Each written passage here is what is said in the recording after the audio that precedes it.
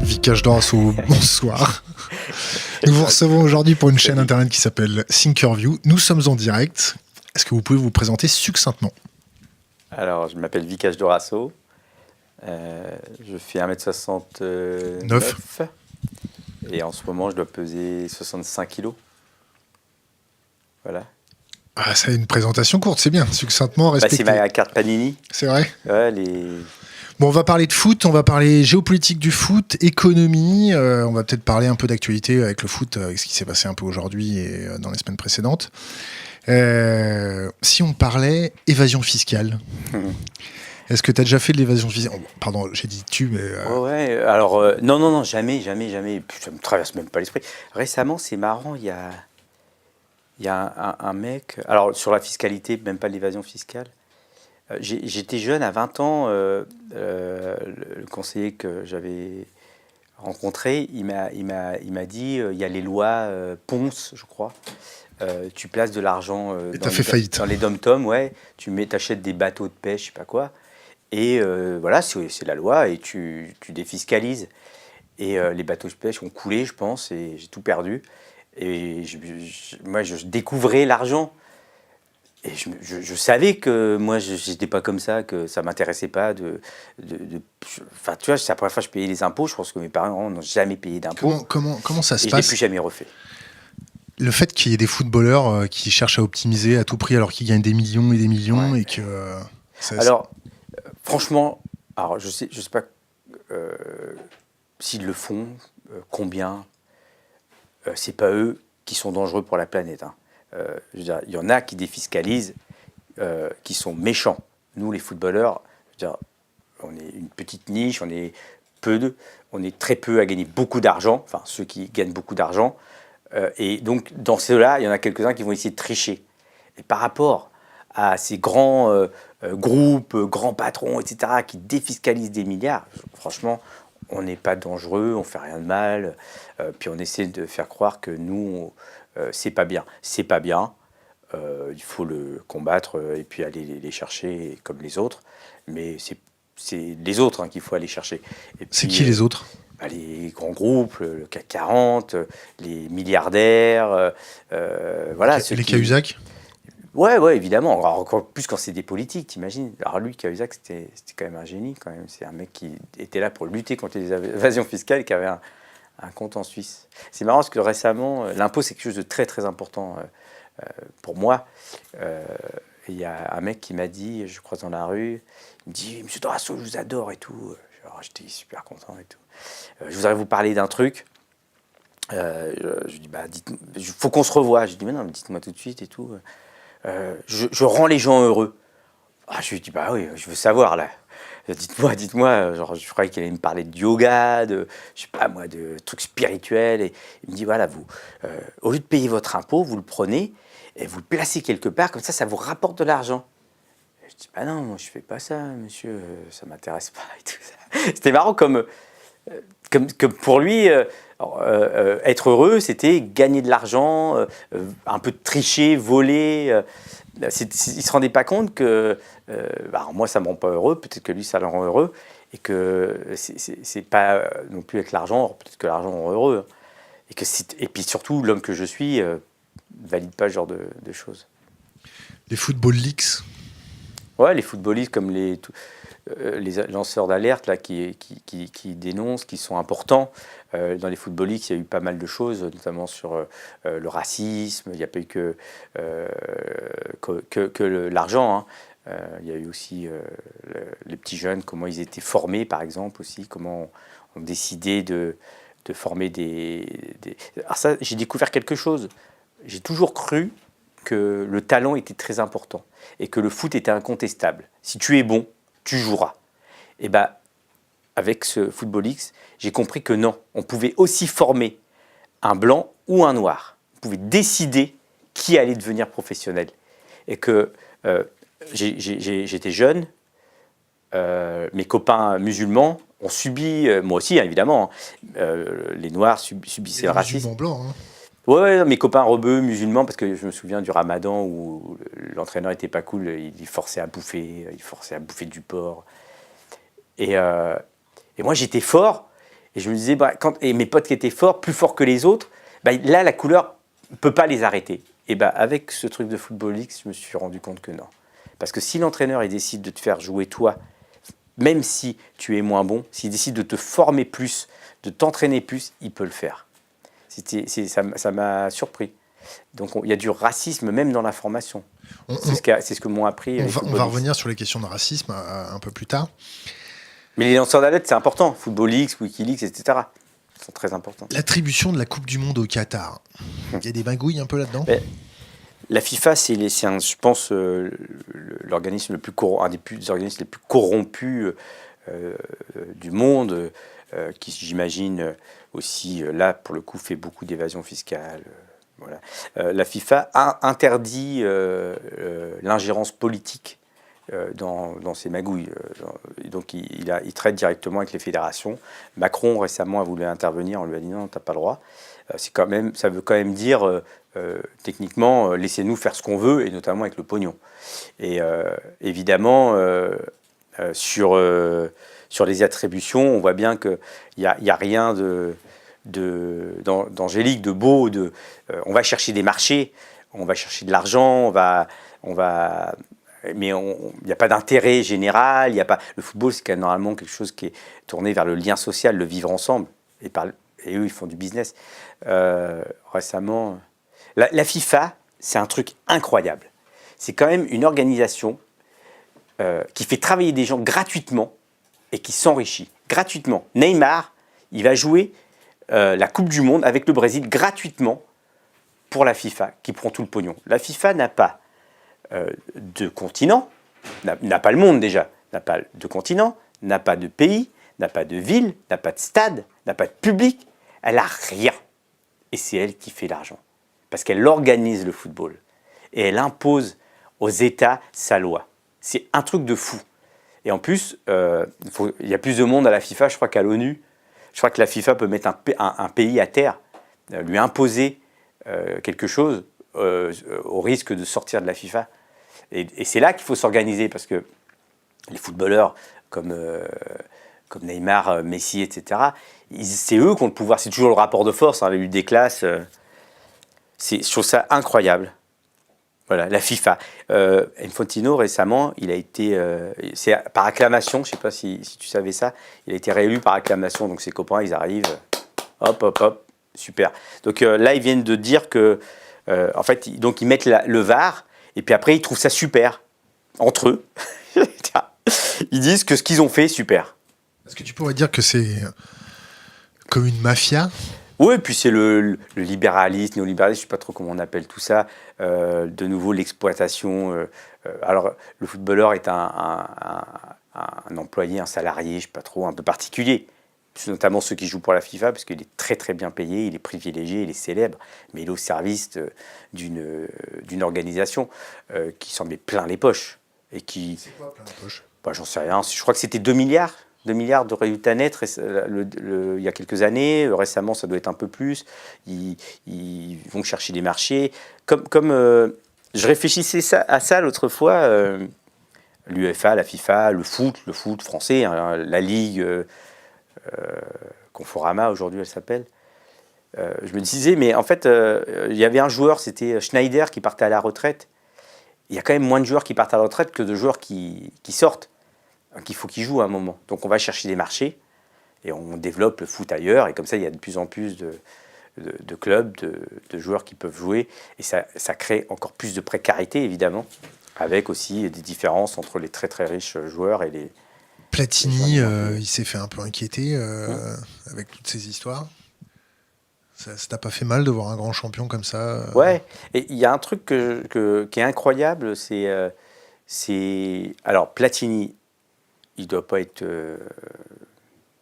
tout blanc. La justice le dira. Bien sûr, ouais. Et pour arriver à ce genre de poste, il faut magouiller, être une anguille, etc. Mais ce qui est exceptionnel quand même, c'est quand même un joueur de football qui est devenu président d'une grande instance mondiale. européenne, là pour le coup. Ça arrive nulle part, dans aucune instance à travers le monde, que ce soit économique, politique, tout ce que tu veux, ça n'arrive pas, quoi. Le footballeur, il joue au foot, à part le Bayern de Munich peut-être, où les présidents, ils sont des anciens joueurs. Et il y a ça quand même qui est quelque chose qu'il faut soulever et reconnaître. Et qui, je me souviens, Lilian Thuram, il avait intégré alors le comité exécutif, je ne sais pas trop ce que c'était à l'époque, dans les années 2010, une sorte de comité. Il est parti, quoi. Il n'est pas resté. Moi, quand il est arrivé, je me suis dit, c'est génial, quoi. Lilian Thuram, qui est là, c'est génial pour nous. Il va nous représenter, nous les joueurs, au milieu de ces instituts qui s'organisent entre elles, où le système est vraiment bien verrouillé pour qu'entre potes, ils se retrouvent à la tête, ils montent les échelons et à 114 ans, ils deviennent président de la Fédération française de foot. Ils sont présidents de ligue à 74, à 94, 72. T'as vu passer des mallettes de billets, des rétrocommissions, des choses comme ça? Non. On t'a jamais proposé des choses un peu cheloues? Oui, on m'a proposé des choses cheloues, mais c'était pas très intéressant. Par exemple, tu sais, quand je viens des années 70, je suis formé dans les années 80, je deviens pro dans les années 90, et à 22, 23 ans, un mec appelle chez moi, donc pas de portable, sur le fixe, et il me dit, je suis un impresario. Je dis, mais c'est quoi un impresario? Je suis agent de joueur. Et donc là, comme je jouais bien, plein d'agents m'appellent pour me récupérer. Et un jour, mon père m'appelle, me dit, oui, il m'a proposé 300 000 francs pour que tu signes avec lui, donc tu ne signeras pas avec lui. Alors, j'ai découvert que mon père est j'ai pas découvert, je le savais. Mon père est un homme formidable, il est décédé. Voilà, j'ai une famille formidable qui, dans ce milieu-là, a vraiment été incroyable. Mon frère a été incroyable. T'as protégé? Ouais, puis mon père, il a refusé 300 000 boules, quoi. Je suis son fils, quoi. Qui se crevait le cul dans les chantiers navals, ouais, fait de la menthe. Bien sûr, il aurait pu ne pas le dire. Et puis, voilà, j'ai découvert que les agents étaient des gens peut-être véreux, voilà. Moi, après, j'ai eu un agent qui s'appelle Alain Migliaccio, que j'ai toujours eu. J'ai eu du début à la fin, qui a été aussi l'agent de Zidane, qui est toujours l'agent de Zidane, qui a été l'agent de très grands joueurs. J'ai décidé de lui faire confiance. Jamais remis en cause ma confiance. Je suis quelqu'un d'assez fidèle. C'était pas facile parce que, tu sais, quand tu es en difficulté dans un club, tu as quand même tous les agents qui t'appellent et ils te font croire que tu es Maradona, quoi. Tu vois, ils vont te mettre Milan AC. Et à chaque fois, je disais non, vous appelez Alain. Et alors, lui faire confiance, c'était aussi pas savoir ce qui se passait autour de moi parce que lui me répétait. J'étais pas dans les discussions. Quand tu vois Neymar, là, ce qui s'est passé, si tu veux qu'on en parle, bah Neymar, il est un joueur de foot, quoi. Et il ne sait pas ce que se disent le Barça, le PSG, la FIFA, l'UEFA pour le coup, les autres agents, les autres clubs. Lui, on lui rapporte quelque chose. Il a beau avoir son père qui est là, c'est quand même lui qui est le dernier au courant de tout ça. Il est obligé de faire confiance à un système qui ne va pas le défendre, qui va défendre leurs intérêts et pas les siens. Le plus grand perdant de cette histoire, c'est forcément Neymar et le joueur de foot. Donc, les joueurs de foot, tu vois pas de mallette. Les centres de formation. J'aime beaucoup les joueurs de foot, c'est ce que je veux dire. Ouais. Je suis un joueur de foot. Quand on dit voilà les joueurs de, quand on a reçu Lilian Thuram, qu'on a beaucoup Lilian, qui est un cerveau. On l'a reçu parce que je l'ai rencontré à la semaine des ambassadeurs, où j'ai un peu rué dans les brancards et à l'entracte il était venu me voir et il m'a donné du courage. Et il m'a dit. Ta question là, ils n'ont pas répondu à ta question. Quelle était ta question? C'était une question sur la schizophrénie française en termes de diplomatie avec le Qatar et l'Arabie Saoudite. Et quand on l'a reçu, derrière on a pris beaucoup de messages en disant mais pourquoi vous avez reçu un joueur de foot? Ils sont stupides. C'est faux. Ils sont pas. Tu connais Ribéry? Mais là, parce que Ribéry sur Internet, tout le monde le prend pour un débile mental. Alors est-ce que qui est capable de prendre le ballon, de tirer un penalty en finale de Coupe du Monde? Avec 80 000 personnes. Quel homme est capable de faire ça? Tous ces types là qui disent que c'est un abruti. Quel homme est capable? Ça veut dire que ça peut être un penalty ou faire une passe juste, c'est-à-dire rentrer sur un terrain avec un stress énorme, 80 000 personnes, le destin de ton pays entre les pieds, tu es capable de le faire techniquement, mentalement et physiquement. Tu es capable d'avoir intégré la défaite, l'échec, de t'en remettre. Tu es capable de recevoir le ballon de quelqu'un, de contrôler, de faire la passe au bon endroit, dans la bonne force, la bonne distance, le bon effet, pour que l'autre il le récupère. Et l'autre il s'est adapté à ça. Prendre toutes ces informations en même temps, au même moment, c'est incroyable. C'est pas ceux qui parlent le mieux qui sont les plus intelligents, c'est ça? Mais il y a aussi une question après d'instruction, d'éducation, de toutes ces choses-là. Voilà. Peut-être que Ribéry parle moins bien français qu'un autre. Je me sens bien plus proche de Ribéry que de plus grands intellectuels de la planète. J'adore les intellectuels aussi. Je suis footballeur, moi. Ce qui me définit, c'est d'abord d'être footballeur. Et je les défendrai toute ma vie. Tu parles Je déteste qu'on attaque un footballeur. Tu parles tu parles de défendre son pays lors d'une Coupe du Monde. Est-ce que tu penses que les joueurs qui jouent dans l'équipe de France sont pas devenus tellement égoïstes, tellement businessmen, tellement tout ça, qu'ils en ont oublié que derrière, c'est la fierté d'un pays? Ou est-ce que vraiment ils sont vraiment fiers et ils jouent la main sur le cœur? Je vais te parler de mon expérience personnelle, c'est plus simple. Après, je pourrais essayer de revenir sur ce qui s'est passé récemment et aussi de 98, mais on peut parler aussi de mon rapport à la France, tu vois. C'est quoi pour moi être français? J'en sais rien, quoi. Franchement. Tu vois pas le voyage que j'ai fait, moi? Mes arrière-grands-parents viennent de l'Inde. Tu parles hindi? Ouais. Hey. Non, je parle pas hindi, moi je parle mauricien. Mon père parlait Telugu. On parle Telugu, on vient de l'Andhra Pradesh. On a été déplacés quand ils ont aboli l'esclavage à l'île Maurice. Donc les esclaves travaillaient la canne, ils abolissent l'esclavage, ils vont chercher de la main-d'œuvre en Inde, pas chère, ils les ramènent pour aller travailler la canne. C'est comme ça que mon arrière-grand-père vient à l'île Maurice. Et mon père, après avoir travaillé dans les champs de canne à l'âge de 9 ans jusqu'à un certain temps, il avait un peu monté, il a décidé de venir en France pour un avenir meilleur. Il y avait il recrutait sur les chantiers navals, il est devenu ouvrier, ma mère a été cuisinière. Je suis devenu un joueur de l'équipe de France. Pour moi, c'était le jour où j'ai été appelé en équipe de France. Pour moi, c'était jouer avec les meilleurs et contre les meilleurs. C'était incroyable. Et puis, quand l'hymne national a retenti la première fois où j'ai joué avec l'équipe de France, putain, c'était d'une puissance incroyable, quoi. J'étais tellement fier, c'est tellement beau. Je sais pas. Et puis après, je suis allé jouer au Milan AC. Et puis un jour, les mecs se moquaient des Français. Et ça m'a vénère. Je me suis hyper énervé. Et je me suis rendu compte que ouais, je suis français, j'aime la France. Mais en France. Mais quels sont... Tu vois, mon père ne parlait pas français. Il était illettré. Il mangeait pas trop français. Il n'avait pas de potes français finalement. Et puis il était français, quoi. Il est venu ici pour nous. Je suis français, mes frères et sœurs sont français. Et bah, il y a d'autres manières d'être français. Il y a plein de manières. Il connaît pas la Marseillaise. Il connaît pas Marianne. L'Arc de Triomphe, il en a rien à foutre. L'église qui a brûlé Notre-Dame de Paris, il tape. Et pourtant, il est français comme je suis français. On a des histoires différentes. J'aurais pu être ailleurs finalement.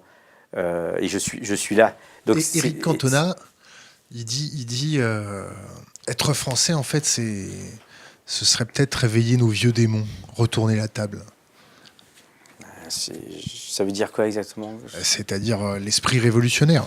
Bah, de toute façon, en fait, ce qui se passe aujourd'hui, on l'a vu avec les Gilets jaunes. Hein. C'est pas la lettre de Guy Moquet, c'est pas tout ça pour lui. Avec les Gilets jaunes, on l'a vu récemment. Hein, je veux dire, il faut rebousculer, rechanger tout ça. On essaie de nous imposer un modèle. Là, je me souviens, Laura Flessel, par exemple, qui avait proposé, qui avait imposé, on allait chanter l'hymne national dans toutes les compétitions nationales de sport. Il y a eu la lettre de Guy Môquet pour Sarkozy. Mais on nous impose des choses. Mon père est venu travailler pour la France. Il s'est intégré par le boulot. Est-ce qu'il s'est intégré? Est-ce que c'est important qu'il s'intègre? Est-ce qu'on ne peut pas juste le laisser tranquille? Est-ce qu'on ne peut pas juste laisser les gens vivre tranquille? Je veux dire, ton père était tranquille, c'est-à-dire qu'il n'imposait rien aux autres. Il n'imposait rien aux autres, il ne dérange pas. Moi, il n'y a rien qui me dérange. En fait, il n'y a rien du tout qui me dérange. Donc, je ne comprends pas qu'on soit dérangé par une femme en boubou, par le ramadan, je ne comprends pas. Donc je dois tout faire pour que les gens acceptent tout ça. Je veux qu'on vive en société ensemble. On doit pouvoir. Quand on siffle la Marseillaise dans les stades de foot, ça te fait quoi? Rien. Est-ce que tu peux comprendre qu'il y a des gens, ça les blesse? Non. Pourquoi? Par exemple, parce que c'est faux. Parce que c'est faux. Parce que c'est faux. Notre-Dame de Paris, c'est faux, les gens qui ont pleuré. C'est peut-être vrai, hein. Il y en a qui ont pleuré, qui étaient touchés, tout ça et tout, ok. Combien de choses comme ça changent ton quotidien? Combien de choses changent ton quotidien? Les gens qui ont pleuré, là, qui ont choqué quand la Marseillaise a été sifflée. Le lendemain matin, ils se réveillent, ils sont traumatisés, ils ne peuvent pas aller travailler. C'est faux. C'est faux. C'est une exploitation de quelque chose à chaque fois.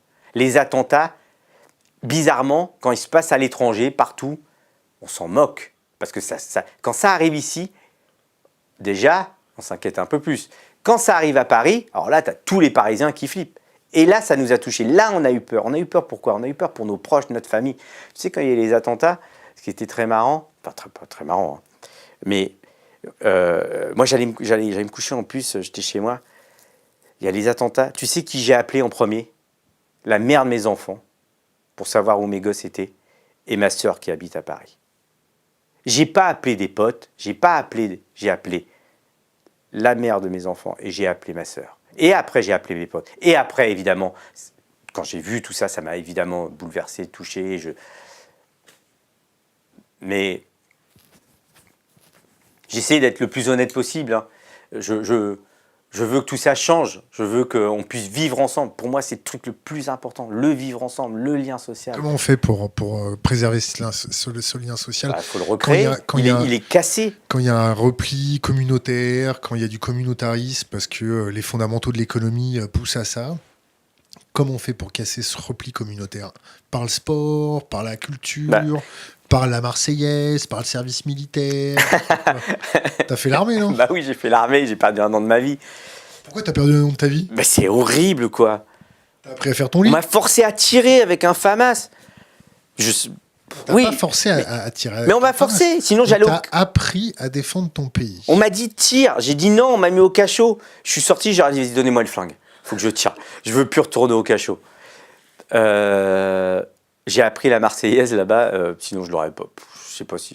Moi, je l'aurais peut-être apprise ailleurs. Ouais, j'ai perdu 1 an de ma vie, quoi. Je jouais au foot, pendant ce temps, mes potes, ils continuaient, j'allais perdre ma place sur le terrain. Non, 1 an de ma vie perdu, quoi. Tout allait bien à l'époque, 19, 20 ans. Le quartier, j'étais sorti du quartier, le vivre ensemble existait, le lien social. Le vivre ensemble, le lien social, tu vois, j'ai vraiment vu ce qui pouvait abîmer ce truc-là. Je viens d'un quartier qui s'appelle Cocrioville au Havre. Je vivais au 7e étage d'un HLM. Mes parents travaillaient, mon père était ouvrier, ma mère était cuisinière. Et vers 10-11 ans, la crise pétrolière est arrivée. Première, deuxième, bam, chômage. Mon père n'allait plus travailler, nous on était contents, on ne savait pas, on ne comprenait pas. Et d'un seul coup, tout se dégrade. Tout se dégrade. Les communautés se retournent vers leur communauté.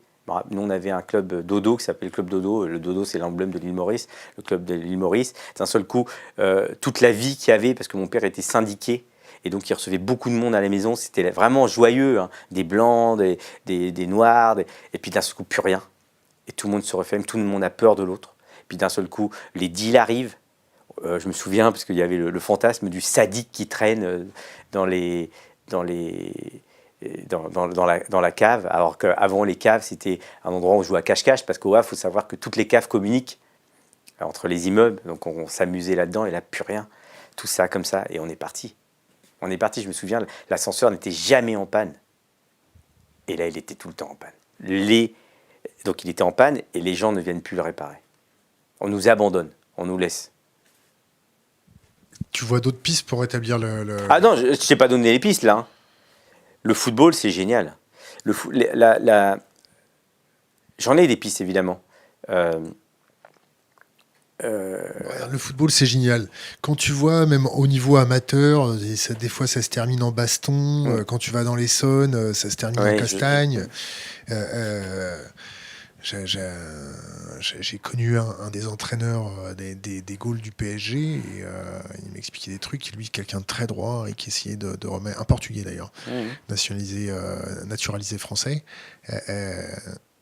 Il y a même au niveau amateur aussi des tensions qui se manifestent. Est-ce que tu penses vraiment que le foot est suffisamment résilient pour passer au-dessus de ça ? Alors, je ne suis pas au fait de tout ce qui se passe, mais tu sais, quand j'étais joueur de foot, j'avais demandé à mon équipementier qui était Puma de donner de l'argent et des équipements à mon club, et puis j'avais repris le petit club de quartier. Et puis c'est vrai qu'après, c'était devenu... Il y avait un peu les gangs dans les équipes et tout, et c'est vrai que quand on allait jouer à l'extérieur, parfois ça se terminait en bagarre, et donc j'avais arrêté, et la violence était arrivée. La violence est forcément liée au chômage, dégradation du lien social, et l'école évidemment, l'école qui fonctionne moins bien, la famille qui fonctionne moins bien, le boulot fonctionne pas, le politique lâche tout ça, la défaillance un peu de tout le monde, et le club de foot aussi à un moment craque. Mais regarde l'équipe de France qui joue, elle montre une belle couleur, elle gagne, elle montre aussi qu'on peut faire la passe à l'autre, être avec l'autre et aller ensemble vers quelque chose. C'est ça que propose le foot quand même. D'une manière générale, tu peux quand même pas jouer tout seul. Je veux dire, même Messi, qui est le meilleur joueur du monde, il a besoin d'autres gars pour faire la passe et puis aller marquer un but. Faire la passe, c'est quand même se lier, se relier, faire société d'une certaine manière. Quand on met un ballon quelque part, bizarrement, tout de suite, on se met en rapport avec l'autre, on entame une sorte de dialogue, de discussion. Évidemment, il faut le mettre partout, il faut s'en servir, c'est quand même gratos. Le sport, ça sert à quelque chose, ça sert à ça, mais comme plein d'autres choses. T'as pas une vision un peu idéalisée il faut rêver dans la vie, il faut être... Alors que maintenant... Et après, oui, non, mais je reviens sur les trucs. Il y a des problèmes dans la société qui vont aussi maintenant dans le foot et qui ne fonctionnent pas. On se retrouve avec des équipes de haut niveau, avec des mentalités de petits caïds de banlieue, des comportements comme ça. T'es sûr de ça ? Je sais pas, je reprends tes mots, c'est toi qui en a parlé. Non, c'est pas moi, c'était Bachelot qui avait dit ça. Les caïds de banlieue et les... Moi, j'ai jamais dit ça, jamais de la vie. Qui avait dit, après Taïsna, là, les petits caïds de banlieue, et c'est très marrant tout ça, puisque ensuite, on a dit que les petits caïds de banlieue, c'était Benzema, Nasri, Ben Arfa, qui n'étaient même pas à cet endroit-là. C'est génial quand même. Alors, si quand on dit ça, on stigmatise pas l'islam, alors là, il faut m'expliquer ce qui se passe, quoi. Et alors que, en fait, Knaïsna, par exemple, c'était juste une grève qui n'est pas allée au bout de son truc. Des petits mecs qui ont voulu faire grève et après, ils se sont dit, attends, on va perdre nos avantages. Les agents ont dû dire, non, moi, j'ai jamais pensé ça. Le foot représente les quartiers, les banlieues. Les gens qui sont dans les quartiers, dans les banlieues, sont en ce moment peut-être majoritairement noirs et arabes. Si tu regardes bien avant, dans les années 50, 60, 70, le foot représentait toujours les vagues d'immigration avec les Italiens, les Polonais, les Portugais. Voilà. Évidemment, c'est bien le foot, mais je pense qu'il faudrait aussi réussir à... Qu'est-ce que tu peux répondre aux gens qui disent, voilà, les Italiens, les Portugais, les Polonais, ils sont très très bien intégrés, mais avec les nouvelles vagues d'immigration... ça se fait plus. Je me dis forcément qu'il y a peut-être un changement vis-à-vis de l'islam. Hein. L'islam et nous, on est catholiques, hein, on est judéo-chrétiens. Donc il y a tu convertis. Hein. Je veux dire, tu prends C'est juste ça. Hein. Quand tu pointes le droit les petits caïds, c'est bizarrement les petits rebeux musulmans. C'est pas... Bachelot, c'est ceux-là qui ont été pointés. Les Sénégalais, qui sont musulmans parfois. Cool, les Sénégalais. Hein. Ah bah c'est mes amis, moi. Mes frères sénégalais. Mes frères sénégalais. Mon pote sénégalais, hier, il m'a dit longue vie à toi. Quand t'entends, il n'y a pas très longtemps, je crois que c'est ce matin, Thuram qui dit le racisme anti-blanc, le racisme, tout ça, là.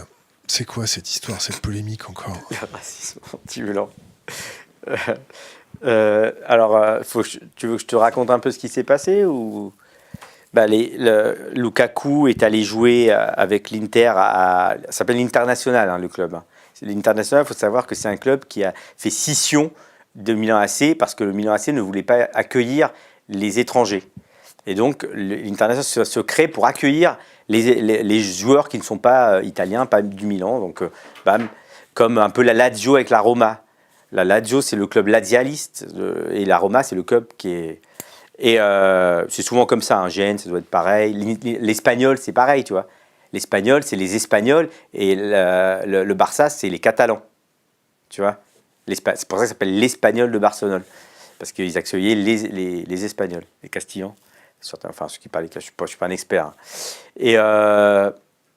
Et aujourd'hui, Lukaku, qui joue à l'International, ils vont jouer à Cagliari, et il y a des cris de singe pour lui. Et donc il rentre, pas de réaction de personne, pas de réaction de la Ligue italienne. Il y a eu Moses Kean l'année dernière quand même qui avait été aussi victime de cris de singe. Et quand même le joueur Bonucci avait dit il est à moitié responsable de ça, comme si on pouvait être responsable du racisme. Enfin un noir était responsable de... Voilà, c'est ta faute si t'es noir, quoi. T'avais qu'à pas être noir. Et l'entraîneur Allegri avait dit c'est pas grave non plus. Et Bonucci avait joué capitaine. Et Moïse, il avait été sur le banc le match d'après. J'adore. C'était fou ces gens. Et là, Lukaku, les supporters de l'Inter ont fait une lettre ouverte, un petit communiqué, en disant c'était pas raciste. Il faut savoir que nous, les Italiens, c'est comme ça qu'on veut déstabiliser les joueurs. C'est comme ça qu'on provoque. Et voilà, et sache que nous, on fait comme ça aussi. Donc Lilian Thuram est intervenu en disant plein de choses super, en disant que voilà, il faudrait revoir vraiment ce qu'il a dit, que l'Italie et le foot n'était pas raciste, mais il y avait du racisme dans le foot. Qu'il fallait lutter contre et que je sais plus exactement si tu l'as, ouais. Vas-y, continue, je vais le chercher. Hein. Voilà, et que aussi c'était le problème des blancs, parce que c'est les blancs qui sont racistes. Donc c'est votre problème maintenant, débrouillez-vous pour plus être raciste. Et que malheureusement on en souffre nous du racisme. Et que... Alors, il faudrait que tu retrouves. Je suis en train de Donc, chercher. ça a été repris. Et il a été accusé de racisme anti-blanc, de généraliser sur les blancs. Et c'était du racisme inversé, comme on dit souvent. Bon, j'arrive pas à le retrouver. J'arrive pas à le retrouver. Et la LICRA, là, vient d'apprendre que la LICRA... et SOS Racisme abandonne Thuram. C'est ça, hein. Il condamne les propos de Thuram. Mais c'est un sketch, quoi. Pourquoi c'est un sketch? Mais comment... déjà, tout ce que dit Thuram est juste, et je valide. Il faut... le racisme, évidemment, anti-blanc n'existe pas, puisqu'il n'est pas systémique, il n'a pas été... la société française, ou blanche n'est pas été organisée pour... n'est pas organisée pour discriminer l'homme blanc, elle a été organisée pour discriminer l'homme noir. Et il faudrait aussi éduquer les gens, apprendre l'esclavage, ce qui s'est passé, comment ça s'est passé, comment on a déporté des hommes, comment on les a déplacés, comment on a colonisé toute une partie de la planète. pour travailler dans les champs de canne, dans les champs de coton, etc. En Inde, c'est les Anglais qui sont allés pour coloniser les Indiens. Et comment on a inventé ce racisme. Donc, comment on a décidé que l'homme noir n'était pas l'égal de l'homme blanc, était une sous-race, carrément un animal. Et donc, c'est pour ça qu'on pouvait l'exploiter et le faire travailler. Pardon ? On pouvait les mettre dans des eaux. Dans des eaux, puis surtout, on pouvait les martyrer jusqu'à les tuer. Ils n'avaient pas de valeur. Ils étaient là que pour travailler. Et c'est comme ça que l'homme blanc s'est enrichi.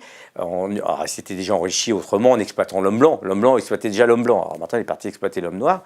Et puis, ils se sont enrichis. C'est comme ça, après, qu'il a rapatrié les capitaux et qu'il construisait, enfin, il s'industrialisait et puis continuait l'exploitation de l'homme par l'homme, le capitalisme, ici ou ailleurs. Et c'est comme ça que ça s'est construit. Et c'est comme ça que l'homme blanc a dominé le monde. Ziegler, l'autre fois, Jean Ziegler, que j'ai écouté attentivement, que j'adore, il est formidable, il disait quand même il y a 12% de la population qui est blanche et qui domine le monde. J'ai récemment, je m'amuse à regarder les instances de direction. C'est un sketch, quoi. Dans le foot, par exemple, c'est quand même des footballeurs partout, noirs, arabes. Il faut savoir qu'il y a plus de 50%, 60% de joueurs de foot qui sont noirs et arabes. Il y a plus de 60% de médaillés au JO en France qui sont d'origine noire et arabe. Et ben, le COJO, le comité d'organisation des Jeux Olympiques en France pour Paris 2024, il y a un noir, Bruno Marie-Rose. L'UNECATEF, tu vois, j'ai vu une photo, il n'y a pas de noir. La FIFA, c'est pareil. Le gouvernement français, c'est pareil. La mairie de Paris, les candidats qui vont se présenter, 0. Alors, on a imposé la parité. Donc maintenant, il y a des femmes et des hommes. Et donc, par exemple, récemment, pour lutter contre les discriminations, contre le racisme, les gens qui sont réunis pour lutter contre ça sont tous blancs. Là, Thuram, là, il y a la communauté qui m'a fait remonter on remercie Mozart. Dans une interview donnée mercredi au journal italien Corriere della Sera, che io parlo italiano, no?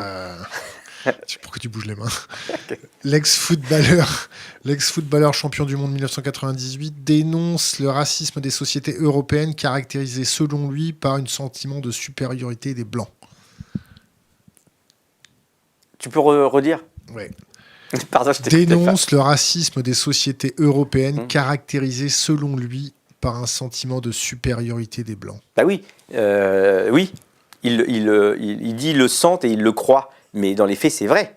Je veux dire, quand les supporters du Cagliari font des cris de singe, ils montrent bien que le blanc est supérieur à l'homme noir qui est un animal. Donc, c'est la vérité. Et donc, insidieusement, implicitement, dans la conscience collective, c'est quand même les blancs qui dirigent et les noirs qui exécutent. C'est comme ça. Dans toutes les instances dirigeantes, les grandes instances dirigeantes du monde, capitaliste, c'est l'homme blanc qui dirige. Le G7, récemment, on a pu le voir, il y avait donc que des blancs, un japonais, une femme. Et après, il y avait tous les chefs d'État qui étaient là. Il y avait 3 femmes, je crois, sur 70 personnes. Quelques chefs de... donc, ils allaient parler des inégalités à travers le monde. Donc, forcément, nord-sud, noir-blanc, homme-femme, entre blancs. Donc, nous, on n'est pas invités. On va parler de nous. Tu sais qu'on est dans un monde où il y a l'Arabie Saoudite qui préside une commission sur le droit des femmes. Ouais, voilà. Donc, il faudrait quand même nous inviter et nous faire participer parce qu'on parle de nous. Il y a quelqu'un qui te pose une question. A-t-il reçu des cours d'histoire, notamment sur les déportations et émasculations des Noirs par les Arabes? Ça te parle? Non, mais bon... Sur le racisme. Pourquoi il essaie de me piéger sur... Ah bah t'inquiète, ils vont tous essayer de te piéger. Ouais, mais tu sais, comment dire... C'est pas de piéger. Non, mais il peut me poser une question. Mais je vois pas pourquoi... comment dire... Par exemple, la LICRA aujourd'hui, SOS Racisme, s'ils sont pas d'accord avec Thuram, pourquoi ils se taisent pas? Tu vois, moi, je n'attaquerai jamais quelqu'un qui est proche de ma cause. Jamais. Je vais le soutenir ou je vais la fermer. Si le mec il merde, je vais la fermer. S'il fait des conneries. Si je sais que lui, Thuram, il défend cette cause, il se bat pour quelque chose, la même cause que SOS Racisme et que et en plus, alors moi je valide tout ce qu'il a dit, hein, évidemment, et je cautionne et je valide et je le soutiens. et eux, ils ne sont pas d'accord, et ben ils doivent le soutenir quand même. Parce qu'ils ont une cause commune, c'est combattre les discriminations et le racisme, l'antisémitisme. Ils ne peuvent pas le lâcher. Ils doivent le soutenir. Et en plus, je pense qu'ils font une erreur, ils se trompent. Et de toute façon, jusqu'à présent, je veux dire, pour Adama Traoré, ils n'étaient pas là, hein. On ne les a pas vus. Hein. Pour la Ligue, pour Lukaku, là, plutôt que de taper sur Thuram, ils auraient pu condamner les chants racistes de Cagliari. Hein. Ils auraient pu faire ça. Eux, ils ont préféré taper sur Thuram qui est en train de dénoncer quelque chose de grave. Bah, voilà, SOS racisme, la LICRA. Mais tu ne peux pas faire confiance à ces gens-là. Je voudrais bien voir le CA de la LICRA. J'aimerais bien voir qui dirige, qui sont ces gens qui dirigent, comment c'est subventionné, qui paye, qui donne l'argent à la LICRA. J'aimerais bien savoir. J'aimerais bien connaître. Revenons sur le racisme anti-blanc. Et le racisme anti-blanc. Non mais... un blanc qui subit... Enfin, le mec, est-ce qu'il a déjà été recalé en boîte de nuit parce qu'il était blanc?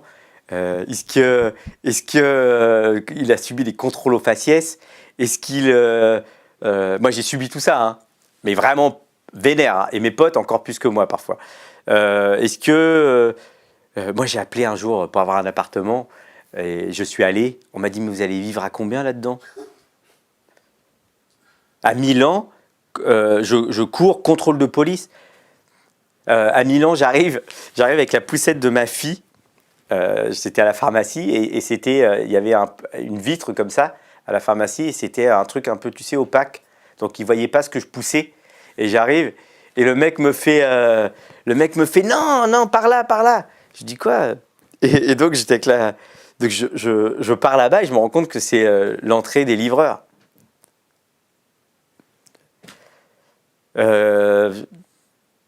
Enfin, voilà, la différence c'est celle-là. Trouver un emploi. J'ai une copine l'autre fois qui m'a dit, son pote il est rebeu, il est musulman, pour trouver un appartement, ils allaient trouver un appartement ensemble, puis elle lui dit bah vas-y on y va ensemble, il dit non vas-y toute seule. Elle dit mais pourquoi? Mais avec moi on va pas l'avoir. Elle dit mais non t'es fou, on y va. Ils y vont, mais ils l'ont pas eu. Puis elle y va seule, ils l'ont. Quand il y a un repli communautaire et que dans certaines banlieues, tu as des gamins blancs qui se font insulter, genre sale blanc. C'est pas... ça arrive, ça arrive pas. Bah, ça doit pas arriver. Ça, je le condamne. Et tout ce qui est méchant et qui peut blesser quelqu'un, voilà, c'est évidemment... voilà, faut pas le faire, c'est pas bien. Voilà, c'est tout. Faut pas que ça arrive, voilà. Mais si peut-être, je suis sûr que à cet endroit-là, les conditions de vie sont pas géniales et que évidemment, à un moment donné, l'histoire de ces historiques des Noirs, des rebeux qui ont été martyrisés, colonisés, revient sur le blanc et c'est leur renvoyer ce qui s'est passé il y a des siècles. Donc tout ça, il faudrait le raconter, l'expliquer à l'école. Je viens d'aller en Martinique. L'histoire de la Martinique, c'est un truc de fou. Ah bah de la Guadeloupe aussi. Hein. Ouais, la Guadeloupe, mais ils finissent autrement. Il n'y a pas de béquets, par exemple, là-bas. En Martinique, il y a les béquets. 100 familles qui ont tout. Quand l'esclavage est aboli, on a indemnisé les Blancs et les Noirs n'avaient rien. Alors vous êtes libres, mais vous n'avez rien. Alors, tu sais qu'à un moment, on pouvait acheter sa liberté quand tu étais noir. Tu pouvais te payer. Enfin, et là, les 100 béquets, alors ils ont tout. Ils ont tous les terres. Ils ont tout l'économie. Ils sont sur des collines. Ils se protègent. Et ils ont pas de pouvoir politique parce qu'ils veulent pas. Par contre, c'est eux qui gèrent. Donc, par exemple, tu vois, quand il y a des grèves et tout, ils laissent faire un petit peu. Puis au bout d'un moment, ils appellent le type qui est en charge. Ils disent ouais, bon, les mecs là, faut régler ça. Ils appellent le préfet, ils font venir les keufs et hop, c'est fini. Voilà. Et tout ça géré parce qu'en fait, il faut savoir que la Martinique appartient à la France, donc ne fait aucun commerce dans les îles Caraïbes. Elle fait du commerce, elle fait partie de l'Union européenne, donc elle commerce que avec l'Europe, donc elle est gérée par la France, et la France ne veut pas lâcher. Enfin, ils sont pas libres encore là-bas. On leur passe le bonjour. Quand tu vois qu'il y a la polémique avec Marlène Schiappa et les slogans homophobes dans les stades, et que les supporters ont répondu, bon, en gros, je résume trivialement, nous prend pas pour des débiles mentaux quand on voit la France traiter avec le Qatar où les homosexuels, c'est les moins que rien. C'est un peu ambivalent ce que tu nous dis. Qu'est-ce que t'en penses, toi? De toute façon, c'est vrai que la France n'est pas claire sur plein de sujets. Comme lesquels? Comme ce que tu disais aussi. La guerre au Yémen, l'Arabie Saoudite. De toute façon, moi, Macron, je veux dire, ils viennent de voter le CETA, et en même temps, ils me demandent de faire le tri sélectif, quoi. Donc, vraiment, juste, t'as envie de rire.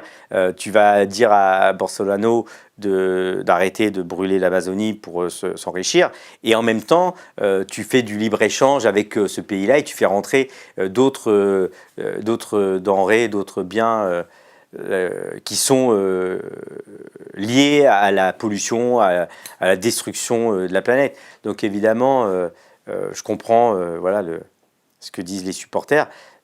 Néanmoins, bon, il faut que ça arrête, ces chants homophobes dans les stades. L'autre fois, il y avait une bonne discussion entre un gars des supporters et un type de Rouge Direct, une association qui lutte contre l'homophobie. Et le dialogue, il est là. Ils vont trouver des solutions. Ça va s'arrêter. Les supporters, en utilisant ces banderoles homophobes et en blessant des homosexuels, ils provoquaient la Ligue. Qu'ils sont homosexuels ou pas, il faut qu'ils arrêtent. Ils ont d'autres moyens d'aller se plaindre et d'aller combattre. Ils sont dans la même situation finalement, parce c'est une sorte de discrimination aussi des supporters qui n'ont plus le droit de se déplacer. On est dans un pays où le préfet ou la Ligue peut interdire aux gens d'aller supporter leur club, arbitrairement comme ça. C'est l'État policier qui décide, vous ne pouvez pas bouger, vous ne pouvez pas aller supporter votre équipe. Tu peux aussi comprendre cet état où il y a les hooligans, ça casse tout, ils se fracassent. Quand il y a un match au parc, on est obligé de faire un périmètre de sécurité avec des quarts de CRS un peu partout. J'ai l'impression qu'on nous ment, moi. J'ai l'impression que tout ça est faux, quoi. Tout ça est une construction. Combien de matchs il y a tous les week-ends à travers la France? Combien de matchs à travers le monde de football? Combien de fois ça se passe mal? Ça se passe mal, c'est évidemment dramatique, tragique, c'est trop, mais en fait, c'est très peu. Et à chaque fois, on nous enlève une liberté. À chaque fois, on nous met une loi de plus pour nous taper dessus, pour nous bloquer, pour nous enfermer. C'est faux. Tu sens une radicalisation de l'État? Bon, je le sens pas, tu le sais, tu te moques de moi, là. C'est un sketch, quoi. Les gilets jaunes, ce qu'ils ont pris sur la tête... T'as des mecs... la police, qui normalement est là pour me rassurer, elle est là, je la paye en plus, c'est moi avec mon pognon. Je paye des gens pour protéger l'État, en fait. C'est-à-dire pour protéger les politiques, etc. On les protège à l'Élysée, à Matignon et compagnie. Ils sont là pour nous taper dessus. Non. Normalement, ils devraient être là pour nous rassurer. Moi, je devrais voir un flic être content. C'est cool. Mais je ne devrais pas avoir peur de lui. J'ai fait la manif du 1er mai, moi. J'ai vu comment ça a fonctionné. J'en ai fait d'autres avant, mais la manif du 1er mai, avec les gilets jaunes, comment on était nassés et comment tout était organisé pour qu'à un moment, on pète un plomb. Il n'y avait aucune issue sur les côtés. Tu ne pouvais pas t'échapper. À un moment, on a fait marche arrière parce qu'on sentait que ça allait serrer. Et donc, on a fait marche arrière, on a voulu sortir sur les côtés. Et là, en fait, il y avait les flics qui nous empêchaient. Il y avait des familles avec des enfants, il y avait une femme enceinte, il y avait des personnes âgées qui ne pouvaient pas sortir, qui ont commencé à s'énerver. Et c'est là que ça peut dégénérer. Ils ont intérêt que ça dégénère, ce genre de moment. Pourquoi? Parce qu'après, ils peuvent dire, voilà, ça s'est mal passé, donc on va encore plus réprimer. Moi, je crois qu'en fait, les gens, si tu les laisses peinards, mais ça se reconstruit, tout ça. Parce que là, maintenant, on a peur, maintenant, c'est devenu un peu dangereux. Et ça se reconstruit, ce truc de liberté, de cool, de vivre ensemble. Moi, j'ai pas peur, moi, quand je traverse la rue. Quand je me balade dans la rue, j'ai pas peur. J'ai pas peur qu'il m'arrive quelque chose. J'ai pas peur du tout. Et toi? Après, il y a des endroits où c'est dangereux. Hein. Où ça? Je sais que j'ai des copains ou des amis ou des filles notamment qui sont à la chapelle où c'est plus dangereux. Voilà. Pour les filles, la nuit, plus tard, dans certains endroits, c'est dangereux. Donc il faut... mais dans un monde idéal, ça devrait marcher tout ça. Ça devrait marcher. Est-ce que tu peux comprendre aussi le flic qui se reçoit des pavasses sur la gueule, des jets d'acide, des choses comme ça? Est-ce que tu peux comprendre qu'il se radicalise aussi de leur côté? Bah, ça ne doit pas arriver, évidemment, dans les deux sens. Tu m'as fait l'avocat du Bah diable. oui, mais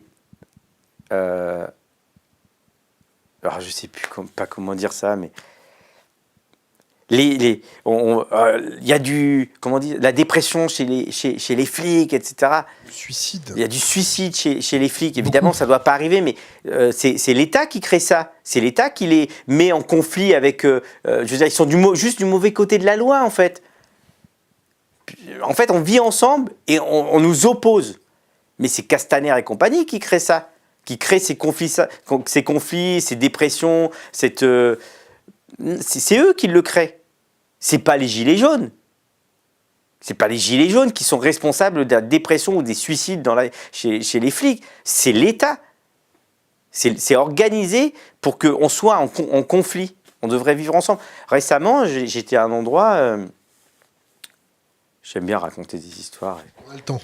Ouais, il y avait un petit barbecue sauvage chez des potes dans un magasin.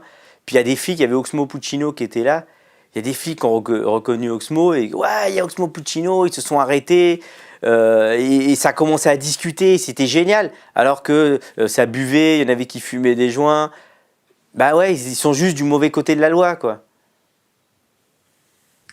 Est-ce que tu suis un peu l'actualité en Inde ou pas du tout? Au Cachemire, tu vas me parler? Exactement. Ouais, il y a des conflits. L'Inde, ça craint, là. On a enlevé des... Bah, c'est l'extrémisme hindou, je ne sais pas comment on dit. C'est un hindou qui est au pouvoir et qui voilà, il y a des musulmans qui ont été destitués de la... Apatride. Voilà, ouais, c'est un vrai grand problème. C'est très étrange parce qu'en même temps, il n'y a pas si longtemps, moi je suis allé en Inde plusieurs fois et je me disais c'est quand même une démocratie incroyable, quoi, qui fonctionne alors qu'il y a des castes, des centaines de millions de personnes qui crèvent la dalle et comment ils s'entretuent pas. Ils s'entretuent un peu quand même, il y a des conflits. Hein. Voilà, nous aussi, il faut qu'on bouge sur tous ces conflits, ces problèmes. L'extrémisme, il arrive au pouvoir un peu partout, il arrive aussi là-bas et il va tuer des gens.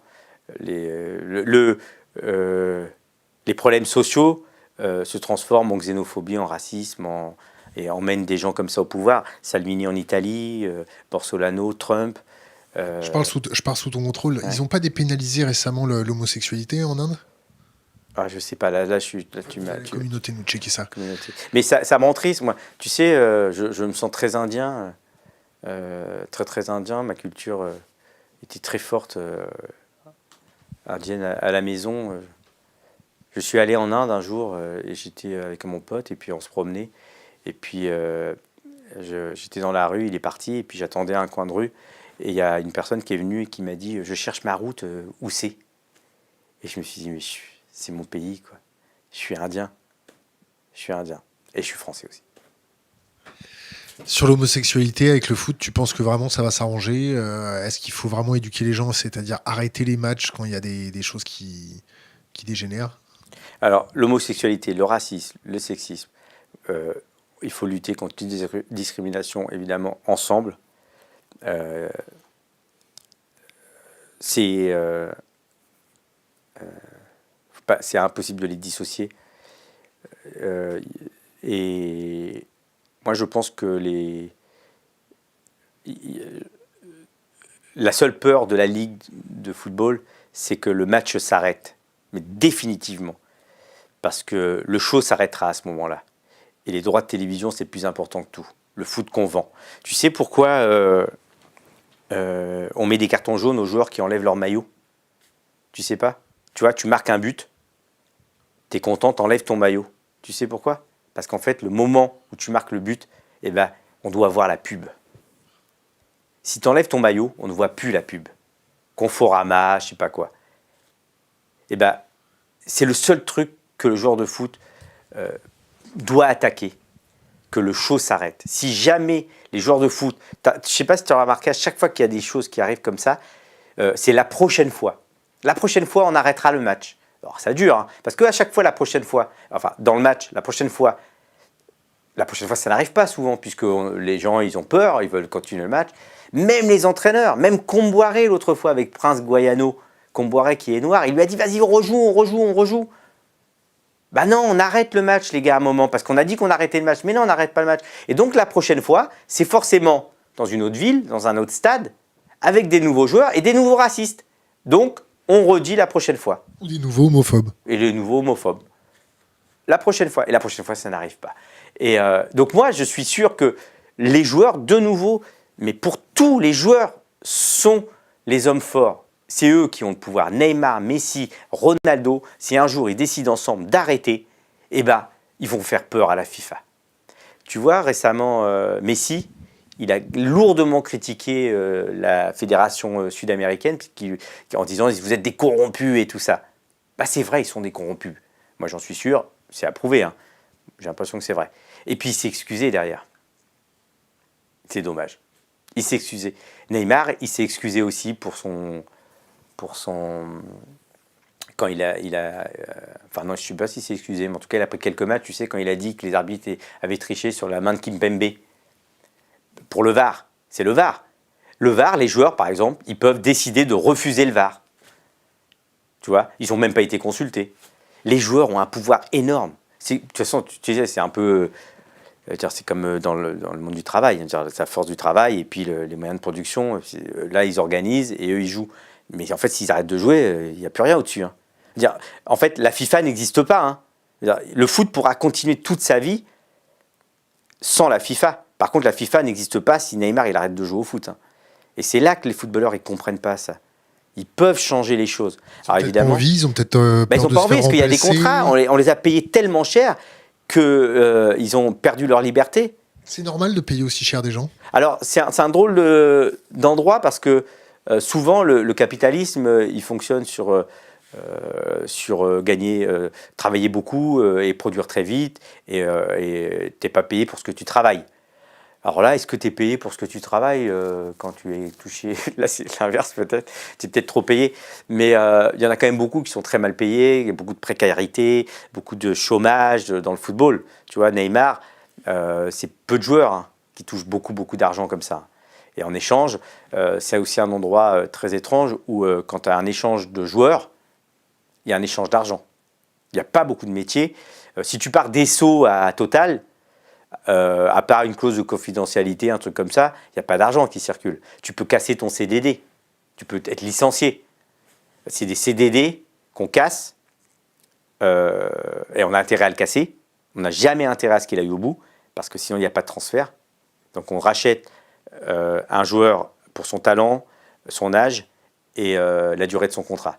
Et on casse le CDD, on le fait aller ailleurs. Et on valorise ce truc, ses côtés, je ne sais pas trop comment il faut. Et là, tout le monde s'en met plein les poches. Et Neymar, tout le monde? Bon, je ne sais pas, les agents, les rétrocommissions, les directeurs sportifs, les présidents, je ne sais pas trop comment ils s'arrangent entre eux. Société offshore, je ne sais pas trop. Et le joueur, il en prend sa part, le père du joueur, etc., etc. Neymar, là, il s'est fait piéger parce qu'en prenant énormément d'argent, en payant sa clause libératoire, il s'est retrouvé coincé, puisqu'il n'a plus de clause. Ce que j'ai aimé, c'est quand même qu'il a voulu racheter son contrat, ça j'ai adoré. Il a quand même voulu donner 20 millions d'euros. Alors j'aimerais qu'un jour arrive et dise « Moi je rachète, Neymar, je me rachète. » quoi. Avec 20 millions d'euros, il avait sa jambe gauche, pas plus. Mais bon, il a été contraint à jouer. Alors là, par exemple, tu vois, Neymar, il a deux solutions. Jouer ou pas jouer. Il a le droit. Hein. Alors, jouer, c'est bien jouer ou mal jouer. Il a plutôt intérêt à bien jouer. Et il a aussi la possibilité d'arriver tous les vendredis avec un certificat médical et de dire « Oh, j'ai mal là, je ne peux pas jouer. » Et là, qu'est-ce que le Qatar peut faire? C'est une guerre. Soit Neymar, c'est 3 ans de contrat, tient le coup et part à un moment, parce que le Qatar est obligé de le laisser, soit le Qatar le laisse à pas jouer pendant 3 ans. Mais il ne le fera pas, Neymar. Je ne pense pas. Je pense qu'il va jouer. Pour inverser les rapports de force. Bon courage. On va parler... Rabiot l'a fait, hein. Mais ça a duré que 6 mois. On va parler du football féminin. Mmh. Pourquoi elles sont pas autant médiatisées? Pourquoi on les met pas plus en avant? Ouais. C'est de nouveau. En plus, elles jouent mieux, non? Mais oui, mais c'est de nouveau la société elles sont moins souvent par terre, elles font moins souvent de simagrées. Puis c'est super. Et puis Rapinoe, c'est une femme fantastique. J'étais tellement content qu'elle gagne la Coupe du Monde et qu'elle marque en finale. Voilà, pour ce qu'elle a. Voilà, une femme qui se bat. Par exemple, tu vois Kaepernick. Tu vois, qui se bat contre le racisme aux États-Unis, contre Trump et tout, et ben elle est une femme blanche qui défend la cause noire.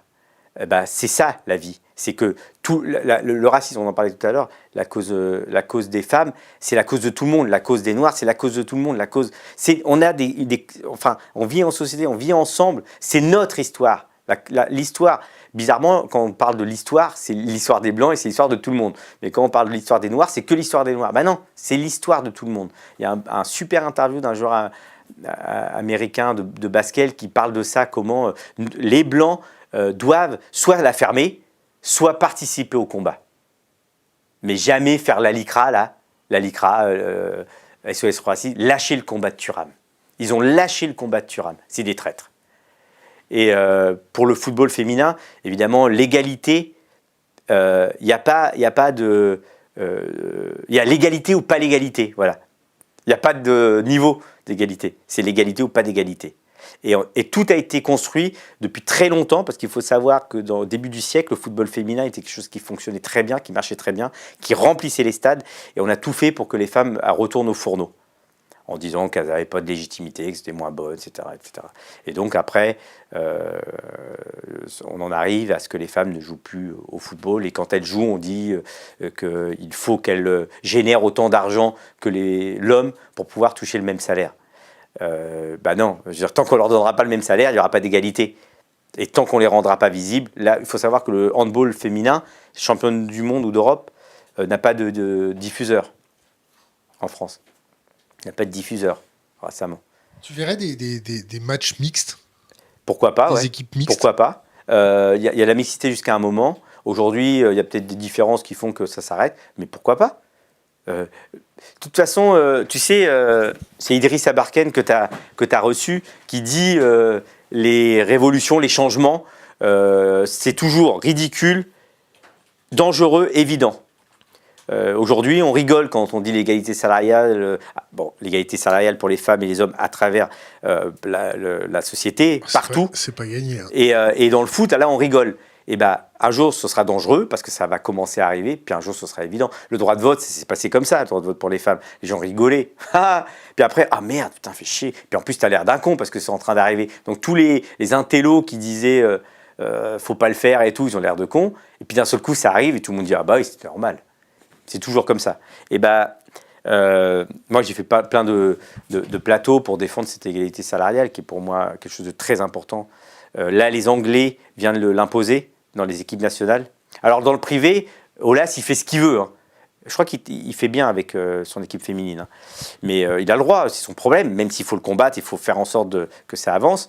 Mais dans la Fédération française de foot, par exemple, la Fédération française de foot, dans ses statuts, doit lutter contre toutes les discriminations de genre dans le monde du foot. Il doit organiser le football de masse. À aucun moment, il a l'obligation de gagner la Coupe du Monde. Il est hors de ses statuts quand il ne donne pas le même salaire aux femmes et aux hommes. Alors, ils vont dire que la FIFA donne moins d'argent en fonction des compétitions. Il faut savoir que les Américaines, qui sont triple championnes du monde, qui remplissent des stades, qui font gagner de l'argent à la fédération américaine, sont moins payées que les hommes qui n'ont même pas joué la dernière Coupe du Monde. Et elles viennent de perdre de nouveau dans leur conflit avec leur fédération. Les Françaises, par exemple, si on faisait, puisque l'argent, c'est la fédération qui reçoit cet argent, ils pourraient tout mélanger et redistribuer. Je suis sûr que si on disait à Griezmann, Pogba, qui sont des gens très bien, et tous les autres, on leur disait mais en fait il faut partager, ils diraient bah oui évidemment. Bizarrement c'est ceux qui dirigent et de nouveau des hommes qui refusent ça. Tu sais il y a eu une petite histoire du château Je ne sais pas si tu avais suivi cette petite histoire du château. Les filles étaient au château de Clairefontaine et elles préparaient la Coupe du Monde et les hommes devaient préparer un match éliminatoire pour l'Euro, je crois, ou un truc comme ça, ou un match amical. Et les hommes sont arrivés, elles ont dégagé, elles sont parties dans un autre endroit. C'est normal, c'est le château des hommes. Non, c'est pas la Fédération française de foot des hommes, c'est la Fédération française de football. Et là encore, même Corinne Diacre a dit c'est normal, historiquement. Mais non, c'est pas normal. C'est pas normal. Et je suis sûr et certain que si on avait demandé à Griezmann, Pogba, Mbappé, à ces petits gamins jeunes, ouverts d'esprit, sympas, est-ce que vous voulez laisser le château? Mais ils auraient dit mais vas-y. Nous, on va aller là-bas et on va gagner. Vous inquiétez pas. J'en suis sûr. C'est compliqué. Hein. C'est verrouillé. C'est verrouillé. J'étais à un truc sur le... Je sais plus c'était quoi ta question au départ déjà. C'était sur les femmes. Football féminin. Ben ouais. L'égalité. Sur un plateau, on m'a dit, ouais, il y a une... Un jour, dans le débat, on m'a dit, il y a une limite à l'égalité homme-femme. Bah oui, il n'y a qu'une limite, c'est l'égalité, quoi, mec. Il n'y a pas d'autre limite. Qui est-ce qui a dit ça? Je dirais pas. On va revenir sur l'égalité. J'ai écouté cet après-midi une vidéo de toi et tu parlais d'un buffet qui était organisé par ton entraîneur et il voulait un buffet halal. Et tu disais, bah, on est dans un pays laïque, on fait pas de buffet halal. Non, alors, en fait, moi, je m'en tape, hein, qu'il y ait un buffet halal ou pas. Pour éviter les problèmes, il aurait dû faire un buffet halal, un buffet pas halal. Je pense que ça aurait été ça.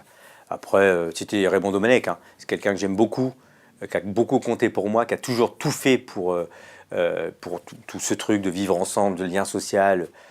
C'est un mec génial. Et donc, mais c'était ce truc-là où je savais que comme le buffet était halal, ça allait être repris et on allait stigmatiser, donner le bâton pour taper encore sur l'islam. Et je me disais, plutôt que de taper sur l'islam en mettant qu'un buffet halal et qu'on dise après, ça y est, l'islam nous envahit, ça y est, on va se convertir à l'islam, je m'étais dit, vaut mieux mettre un buffet halal, un buffet, je sais pas, cachère, un buffet tout ce que tu veux. Celui qui bouffe de la viande, il y a la viande. Et voilà, et aussi un buffet qui n'est pas halal. Comme ça, tu prends pas de risque. Mais en fait, moi tu mets ce que tu veux. Tu connais des végétariens dans le monde du foot professionnel? Non. Genre, je me dis que les Indiens, ils peuvent pas y arriver dans le foot. Genre, c'est une blague. Hein. Comme la moitié de la population est végétarienne, ils bouffent du curry à longueur de journée, comme moi.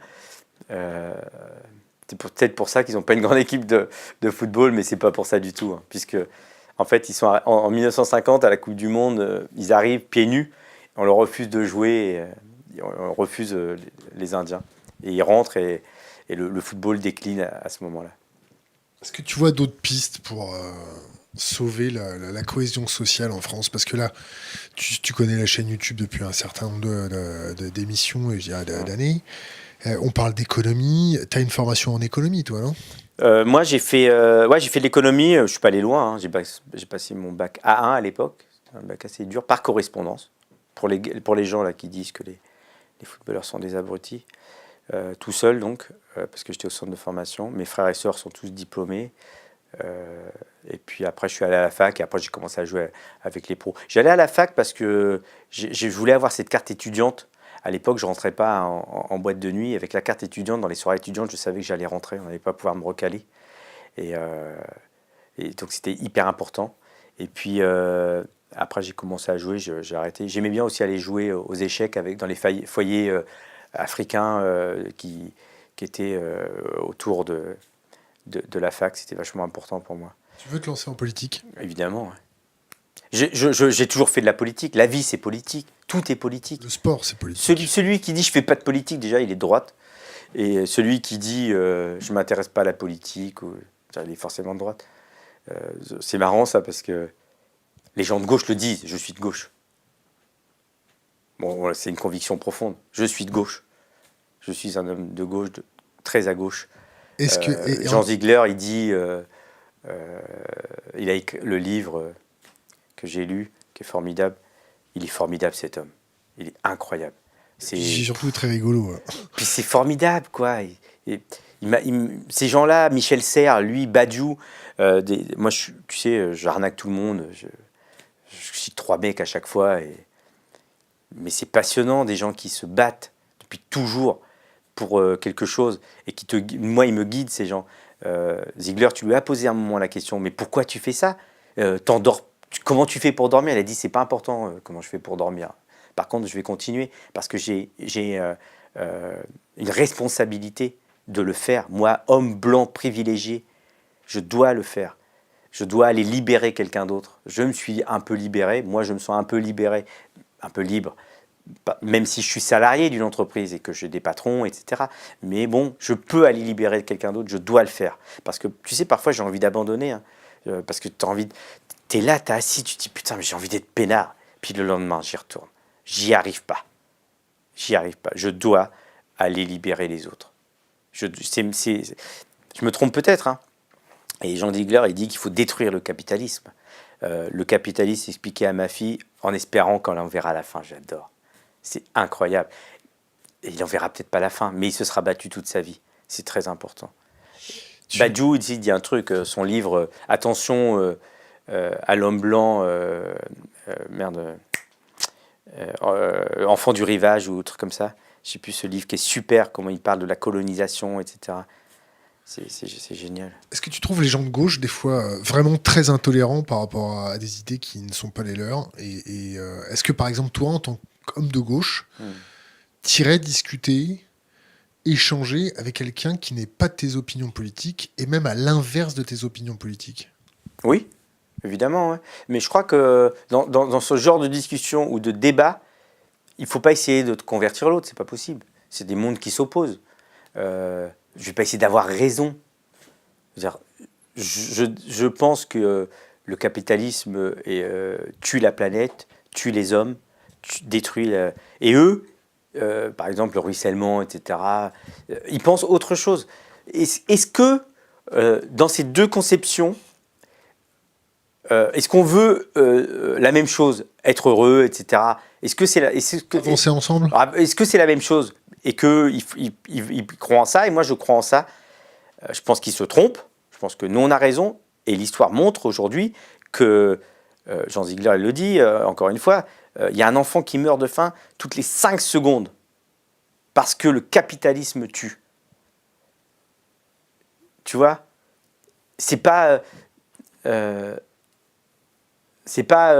suis contre la faim dans le monde, tu vois. C'est pas tu vois, un homme de droite qui dit je suis contre la faim dans le monde. Il y a des gens de droite qui sont contre voilà, la faim ils le disent évidemment, ils sont contre la faim dans le monde. Non, un enfant meurt toutes les 5 secondes. Ils racontent comment cet enfant meurt et pourquoi le capitalisme tue ces gens. Aujourd'hui, il y a quoi aujourd'hui comme sujet? L'écologie et les migrants. Et les migrants, c'est quoi? C'est de la fuite de la misère due à l'écologie, due à comment on exploite la planète et comment on maltraite la planète et comment on déséquilibre. L'économie aussi. Oui, mais l'économie, c'est quoi? C'est aussi le réchauffement de la planète, etc. C'est abîmer la couche d'ozone, les catastrophes naturelles, etc., les sécheresses, enfin, tout est lié à ça. Et donc les gens, ils partent, ils fuient. Parce que nous, on est en train de les tuer. Et on va continuer. Voilà. Donc, il faut régler ce problème. Comment tu fais pour régler ce problème-là? Ben moi, je sais, hein. Mais il faut prendre le pouvoir. Et tu prends le pouvoir comment? Bah, ça, je sais pas. Alors là, bah, je sais pas, quoi. Je veux dire, il faut...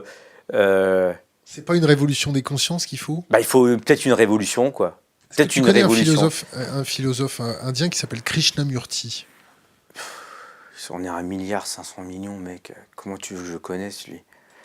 Je suis sûr qu'après cette émission, tu iras le poser. J'irai le voir. Moi, j'écoute beaucoup un gourou spirituel qui s'appelle Sadhguru, qui est génial, qui fait des petits trucs, il est tout le temps mort de rire et tout. Qui est génial, je l'écoute souvent.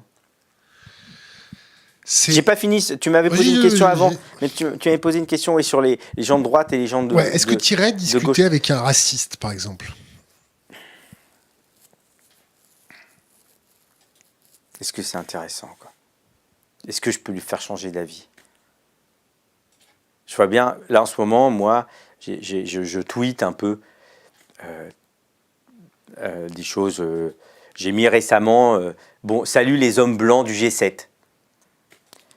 par provocation et parce que c'est vrai. J'ai évidemment rien contre les Blancs. J'ai contre ces 7 personnes et comment le monde il est organisé. Et les gens Dorasso, t'es raciste, anti-blanc. C'est l'extrême droite qui m'a attaqué. C'est les gens d'extrême droite qui sont venus me mettre des commentaires. J'en ai juste rien à faire. J'ai identifié mon ennemi à ce moment-là. Je sais que ces gens-là veulent me faire la peau. Parce que ils sont racistes, eux, ces gens-là. Et ils ne supportent pas que je leur dise, bah oui, le monde, il est organisé comme ça. Je leur dis la vérité. Donc évidemment, il faut changer tout ça. Mais c'est compliqué, c'est verrouillé. Juan Branco l'explique bien dans son livre. Juan, comment l'entre-soi, la cooptation s'organise pour protéger les intérêts des uns et des autres. Bégodeau en parle aussi dans comment la bourgeoisie s'organise. Il y a une question de Tatiana. Quelles sont les 3 actions, choses qu'il ferait si il arrive au pouvoir, si tu avais le pouvoir? Les 3 actions choses qu'il ferait dès qu'il aurait le pouvoir. Imagine-toi, je te donne une baguette tout de suite, là. Je te mets président de la République française. Ouais. Tu te vois là avec l'écharpe et tout, les clairons, les trompettes. Je fais un truc déjà, un gouvernement plein de mixité et de diversité. Un vrai truc mélangé. Des jeunes, des vieux, un truc avec des discussions, on partage, on fait ensemble. Je me mets au service des gens, pas à mon service. La fonction, tu vois bien, tous ces gens qui sont au pouvoir, ils sortent des mêmes écoles et c'est un métier. Ils font une carrière. Ils n'ont pas travaillé de leur vie. Ils sont même parfois pas élus jusqu'à une élection parce qu'en fait ils sont placés par là, puis à un moment ils sont élus. Et donc ils protègent leurs intérêts et ils protègent leur carrière et ils servent le grand capital. Donc moi évidemment c'est tout vers le public, tout vers les plus démunis, tout vers les plus fragiles. C'est par exemple l'école, l'hôpital, l'éducation très importante. Le sport, la jeunesse, c'est tout ça vers ça. Le progrès, évidemment, qu'est-ce qu'on fait du progrès, comment la recherche, qu'est-ce qu'on fait de la recherche, comment on s'organise. Et évidemment, sortir de la société de consommation. Sortir de la société. Je ne consomme pas, moi. J'essaie, je veux, je fais mon mieux. J'achète des tennis, j'aime bien mes tennis. Tes chaussettes. Ouais. J'aime bien, j'achète des tennis, j'essaie de consommer. Mais moi, je suis pas responsable de ce qui se passe. Hein. Franchement, je suis tout seul. Hein. Je vais pas tuer la planète. On essaie de nous culpabiliser individuellement, alors que eux, ils signent le CETA, et, les libre-échanges. Ils s'arrangent entre le privé et le public pour faire des allers-retours. Ils s'organiser pour se placer et puis après subventionner les uns et les autres. Ils créent des poches fiscales, etc. Bon. Thomas Porcher pourrait expliquer tout ça bien mieux que les niches fiscales. D'ailleurs, d'habitude, on n'a pas d'eau de bouteille en plastique, mais bon. Et juste un truc pour finir. Le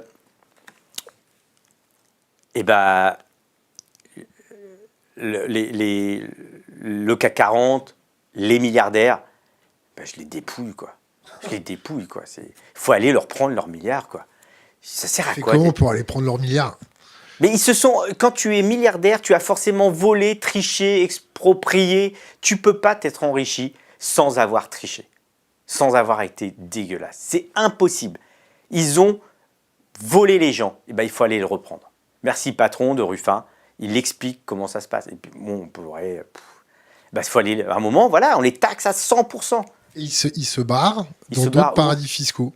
Oui, c'est intraçable ces histoires avec les sociétés offshore et tout ça. Je pense qu'on peut, la croissance, ça sert à rien la croissance, parce qu'en fait, tu vois bien que moi j'habite aux Abbesses, j'ai pas besoin de m'acheter des vêtements quand je rentre dans un endroit. Je rentre plus dans les magasins, j'ai pas besoin de 2 paires de lunettes, j'ai pas besoin de tout ça.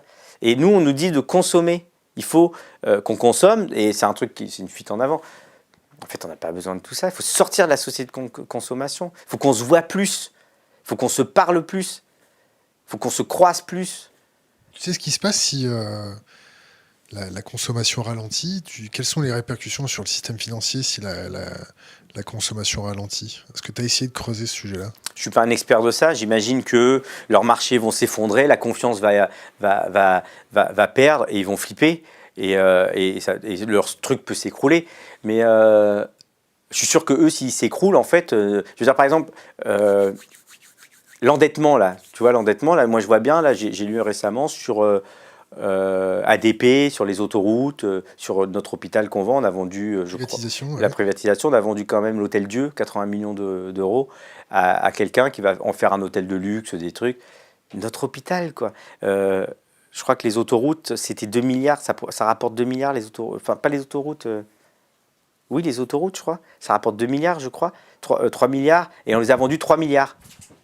Alors en fait, on a vendu quelque chose qui rapporte de l'argent à l'État, et mais c'est n'importe quoi. ADP, c'est quelque chose qui rapporte de l'argent à l'État. Pourquoi on le donne au privé? La Française des Jeux.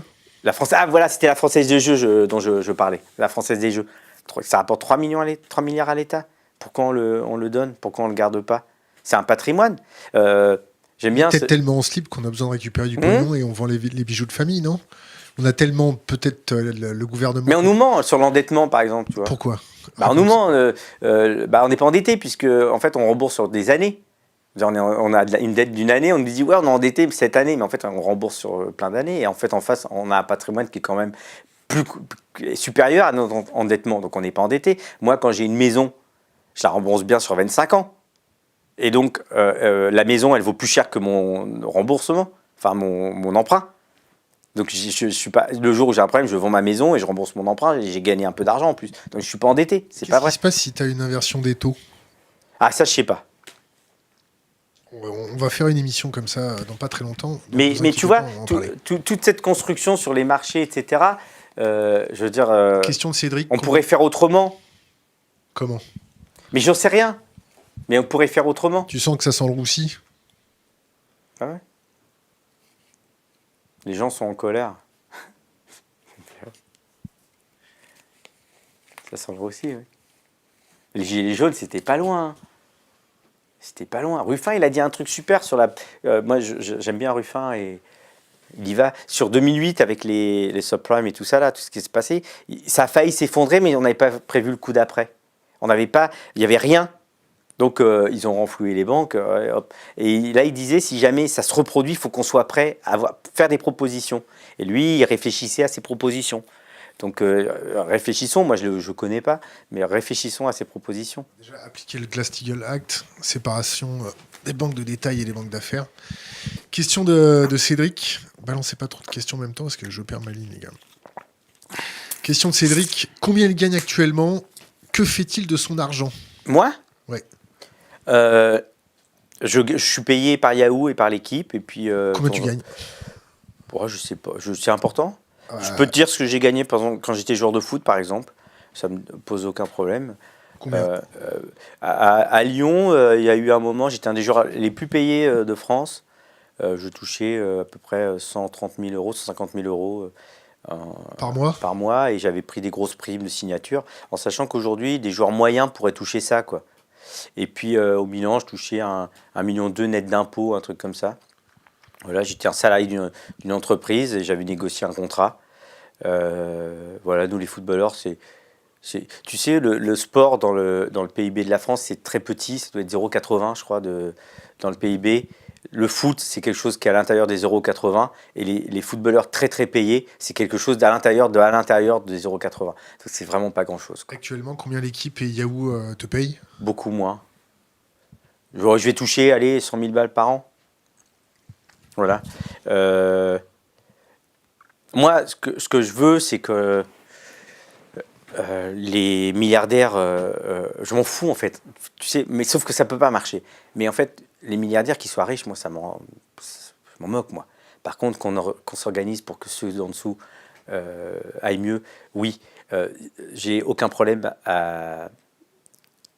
avec les lois qui pourraient favoriser ça. Une autre question. Connaît-il et que pense-t-il de la théorie de l'effondrement? Est-ce que tu es collapsologue? Est-ce que ça doit disparaître, s'arrêter Est-ce que, par exemple... Oui, que ça, bon, ça s'arrête, quoi, c'est fini. Ouais. Ouais, j'ai lu des trucs comme ça. C'est pas mal ce truc, parce que si jamais ça s'arrête vraiment, il faut vraiment que je kiffe tout de suite, quoi. Parce que sinon, ça sera terminé. Mais c'est un peu comme pour la mort, quoi, finalement. C'est parce qu'on a peur de mourir qu'on sort dans la rue, quoi.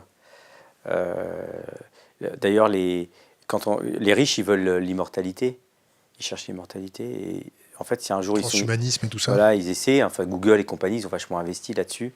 Mais s'ils deviennent immortels, ils pourront plus sortir. Puisque, en fait, c'est en traversant la rue qu'ils pourront mourir ou en prenant une balle.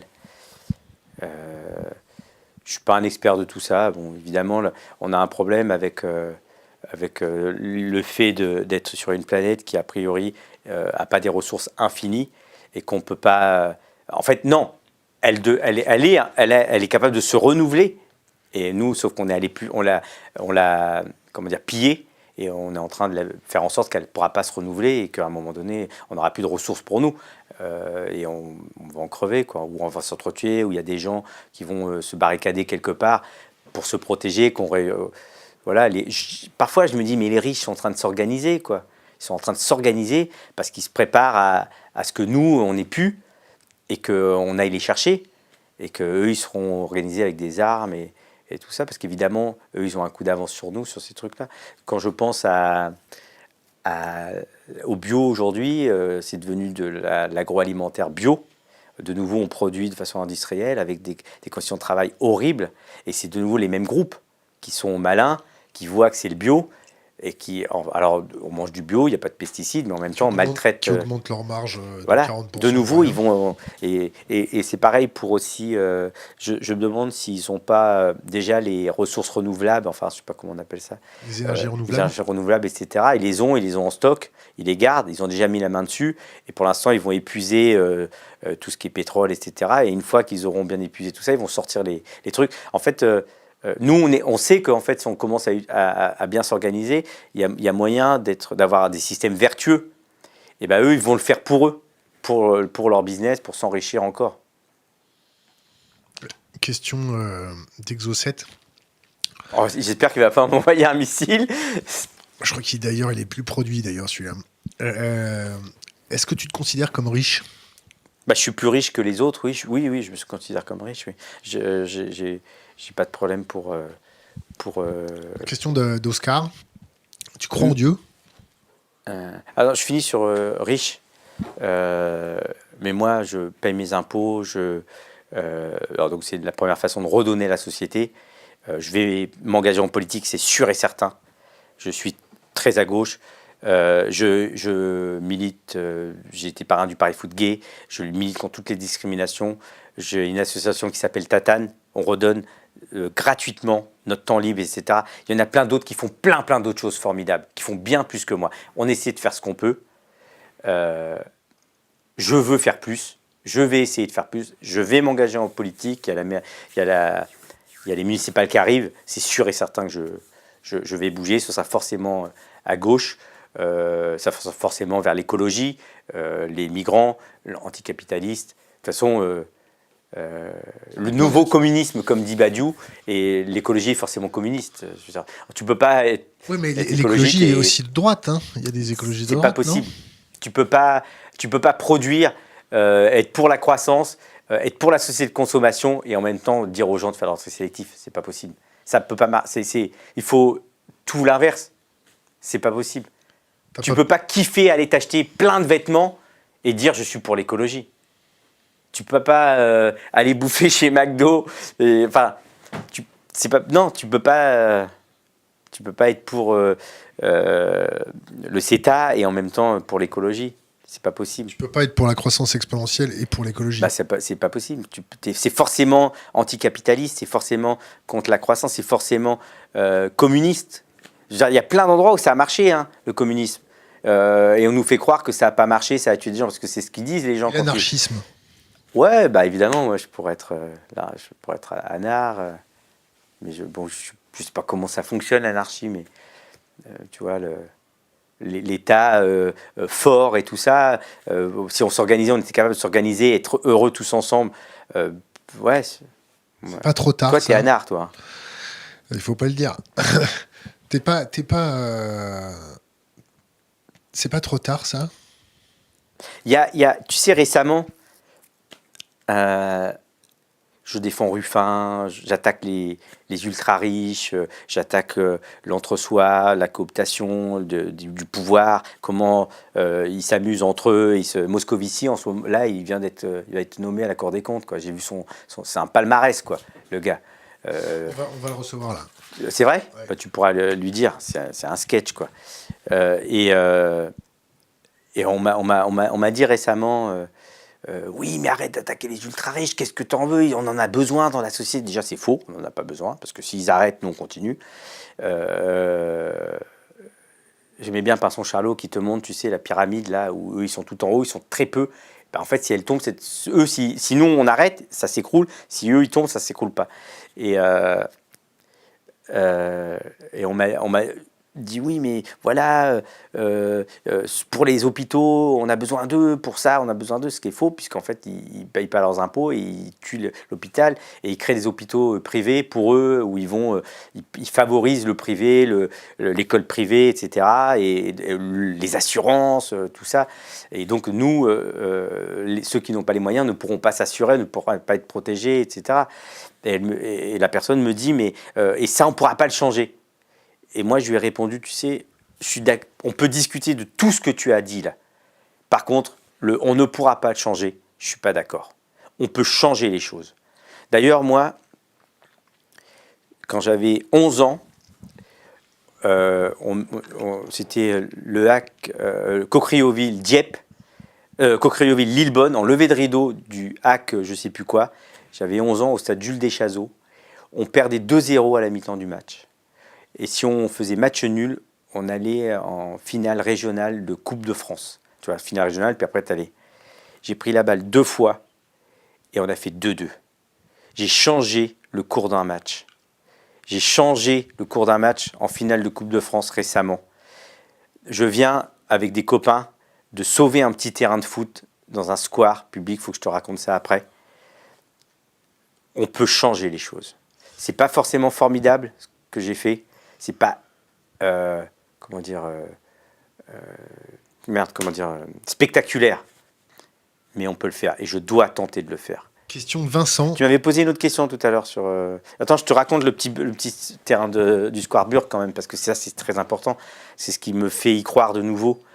J'habite aux Abbesses, il y a un square qui s'appelle le Square Burke. Moi j'y allais avant, mes filles y allaient, il y avait un petit toboggan. Ils ont enlevé le toboggan, ils ont mis un petit terrain de foot tout petit, 100 mètres carrés dans 1600 mètres carrés, avec, c'est très beau. Il y a la maison de Dalida, il y a le bateau lavoir et tout aussi, au-dessus, des beaux appartements qui ont vue sur le square. Moi j'ai commencé à jouer avec les gamins, avec le petit frère de mes filles qui s'appelle Cassidy. On y allait, et les gamins du quartier, qui n'y allaient pas parce qu'en fait, il n'y avait pas de foot. Ils jouaient dans la rue ou ils jouaient ailleurs, ou ils se sont mis à jouer, c'était génial. Et nous, un jour, on a appris qu'ils allaient enlever le petit terrain. Les riverains avaient fait une pétition pour l'enlever, pour diverses raisons, le bruit, le shit, les dealers, la nuit, trop de gamins, discrimination des filles, qu'est-ce qu'il y avait encore? Ça masquait du racisme. Ça masquait le parc, c'est leur jardin. Ça masquait le prix du mètre carré qui va baisser. Ça masquait tout ça. On s'est battu, on a sauvé le petit terrain. Il va rester le petit terrain. Ça veut dire qu'on peut changer les choses. Question de Vincent. Tu m'avais posé un autre truc tout à l'heure, je m'en souviens plus. Ça va revenir. Question de Vincent. Le communisme a marché dans quel pays au juste? Et qu'est-ce que tu appelles marché? Sankara, Sierra Leone, Chavez récemment. Il y a d'autres endroits, communisme, il y a plus longtemps, je pense, qu'on ne connaît pas. Le Venezuela, il va pas très bien. Là. Oui, Sankara, ça a marché, on l'a fait. Et aussi, on l'a tué, ouais. On les a assassinés.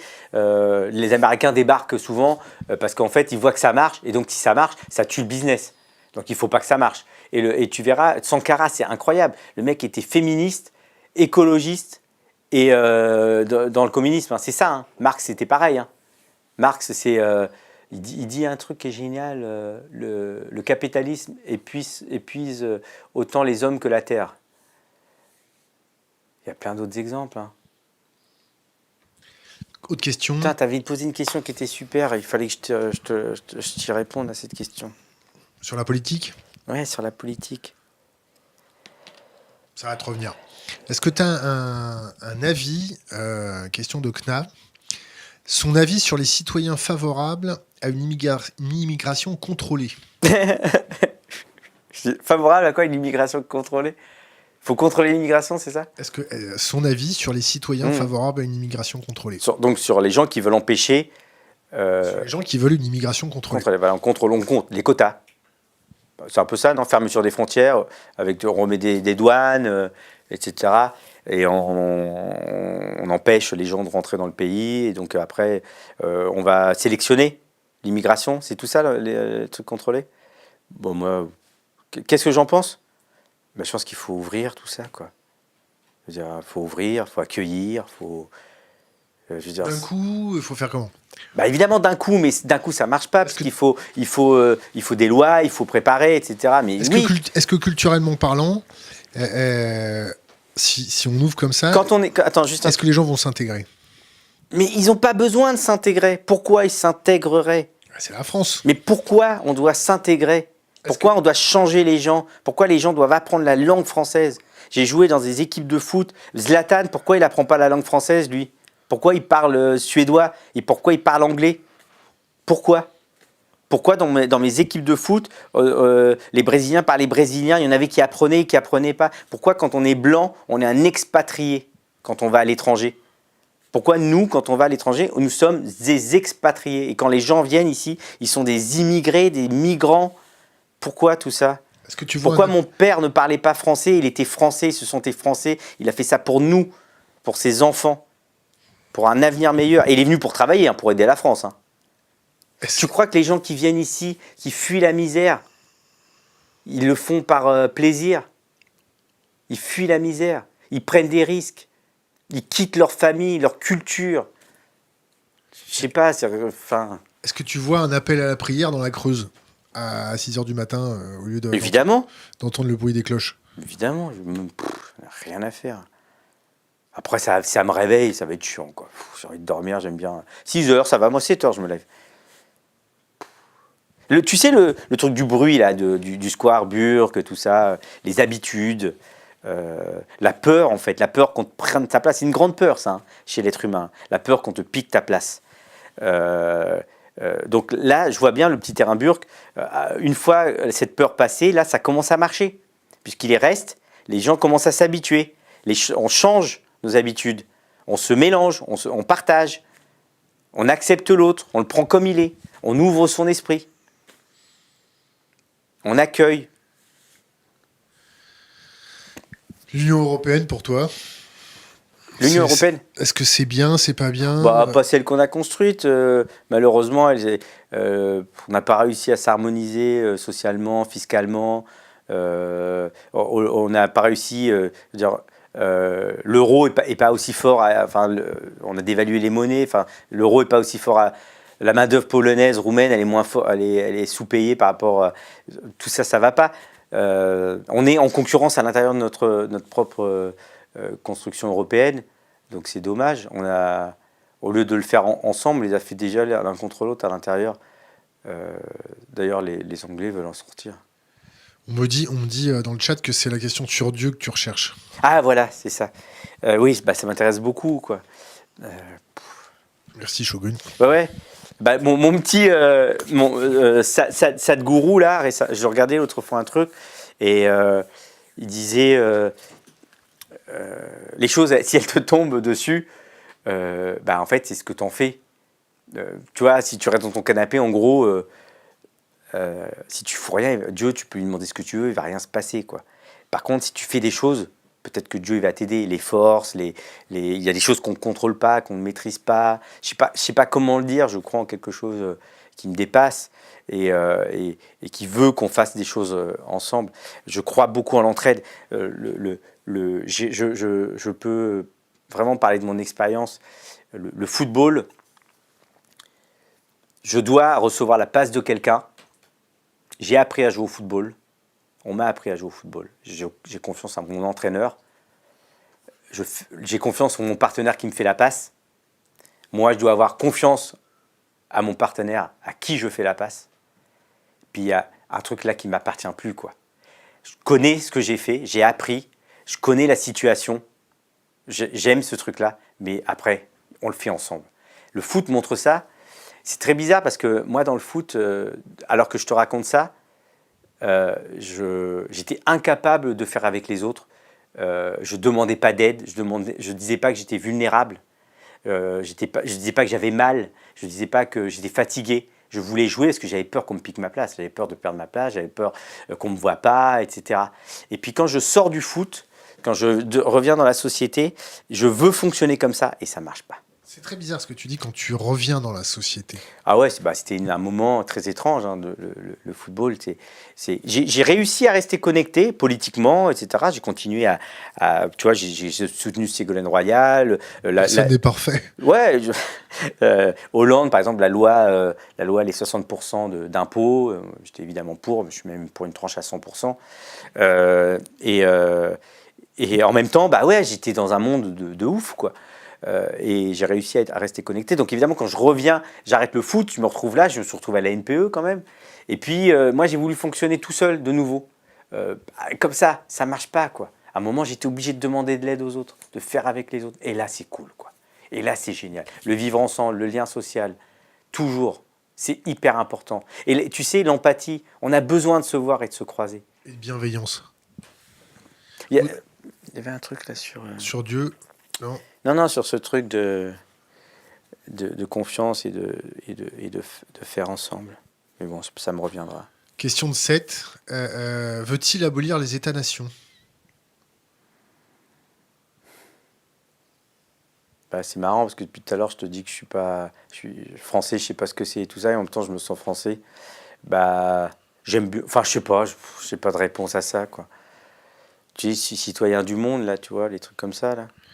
Il y a un mec qui dit « Si tu es pour ouvrir les frontières sans les contrôler, c'est la même chose qu'une maison sans porte d'entrée. » Bah ouais, c'est Kadhafi qui avait dit ça. La maison appartient à celui qui y habite. Il avait empêché les verrous à l'intérieur. Il rêvait de l'Arabie, la Grande Afrique, etc. C'est marrant, cette histoire. La propriété, c'est quelque chose d'incroyable, quand même. Il faut abolir la propriété. Bah, évidemment, ouais. C'est terrible, être propriétaire. D'ailleurs, c'est Sarkozy qui nous a forcé à être propriétaires, mais propriétaires qui ? Les riches, ils ne s'endettent pas. Hein. Soyez propriétaires, les amis, endettez-vous, allez-y. En plus, vous aurez des primes. Mais oui, ça m'appartient, je le protège. Ben non, ça ne t'appartient pas. C'est quand tu me le donnes, ça m'appartient. Non, ça appartient à tout le monde. D'ailleurs, je devrais pouvoir te prêter mon t-shirt, là. Tiens, tu le veux ? C'est pas la même taille. Mais oui, la propriété, c'est un changement dans l'histoire de l'humanité, je pense, quand on devient propriétaire. Il y a aussi un truc sur être sédentaire aussi, j'imagine. Faut-il libéraliser les drogues aussi dans le sport, le foot ? Bah, je suis contre le... alors, c'est très compliqué parce qu'il y a un problème sanitaire. Alors, c'est pas par rapport au foot, sur le dopage, évidemment. Donc, c'est une grosse démagogie. Je veux dire, on demande aux gens de courir 100 mètres en 4 secondes et on leur demande de le faire à l'eau claire, quoi. Et en même temps, le dopage est en retard est en avance sur la lutte antidopage. Toi, t'as tapé quand t'étais jeune ? Bah non, alors nous, le foot, tu sais, on a un rapport très fort à la douleur. Et donc, on marche aux anesthésiants, aux antidouleurs, aux infiltrations. Après, on va faire des massages, etc. etc. Donc, on est à la limite. Il faut savoir comment fonctionne le dopage. Il y a des listes et il y a aussi beaucoup de choses qu'on sécrète nous-mêmes. Donc, c'est des taux. On va arbitrairement choisir un taux et on va rentrer ou pas dedans. Mais on peut l'augmenter, le descendre. Moi, si on m'avait demandé de prendre telle drogue ou tel cachet pour jouer la finale de la Coupe du Monde, je l'aurais prise direct. Tu vois, y a une légende sur Eric Cantona qui dit dans le vestiaire marseillais, c'était marqué dopage obligatoire pour tout le monde et il est arrivé, il a mis sauf pour Cantona.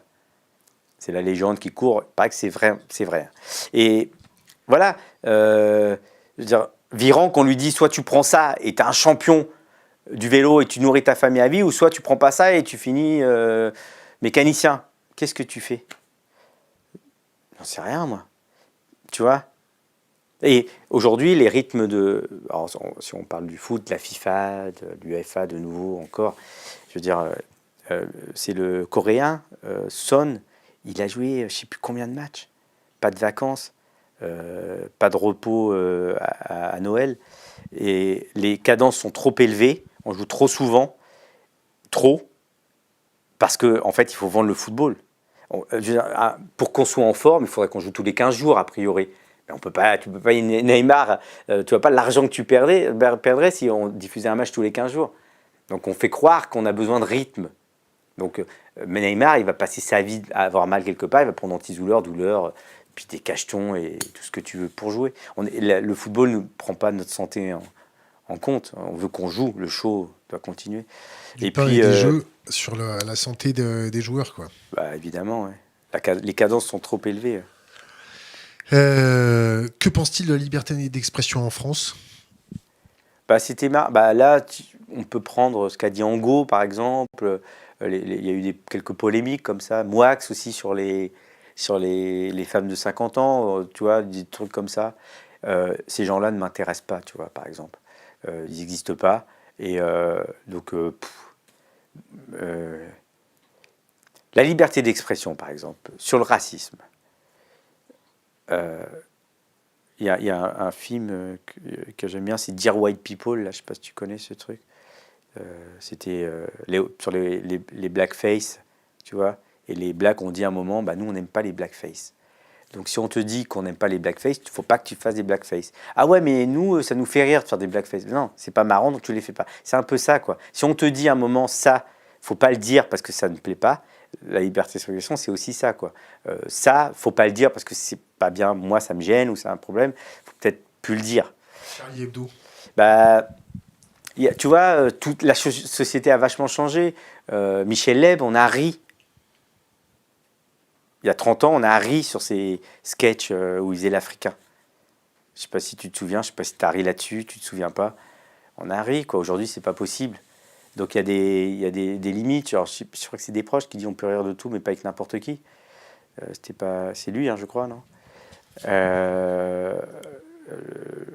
je suis Charlie, évidemment. Je suis évidemment Charlie, et à vie. Ils sont peut-être allés loin, j'en sais rien. Il fallait peut-être arrêter un moment. Parce qu'ils en sont morts. Il faut qu'ils continuent à être libres. Dans une société idéale, on pourrait dire plein de choses. On pourrait être libre aussi de dire plein de conneries, évidemment. Mais à un moment, si ça te met en danger, si ça crée des problèmes, il faut peut-être arrêter. Peut-être en parler, discuter. Pour les problèmes dans les stades, la discussion, elle est hyper importante. Et l'éducation. Mais oui, dans une société idéale, on devrait pouvoir dire tout et faire tout. Sauf le racisme, sauf le sexisme, sauf... On n'est pas dans la même. Que le racisme. Alors non, que rien sur les Indiens. Alors là, Pac, tout ça. Là. C'est quoi? Pakistanais, tu sais. Les mecs sur Twitter, ils me mettent sale Pac, va vendre des fleurs, tout ça. Les nazes. Sun Tzu nous dit, du moins, question de Sun Tzu, sa vision du hasard en tant que joueur de poker. Est-ce qu'il y a du hasard dans le poker? La chance n'existe pas. Tu vois, la chance, c'est un paramètre mathématique qui est qui est calculé. Tu vois, il y a des...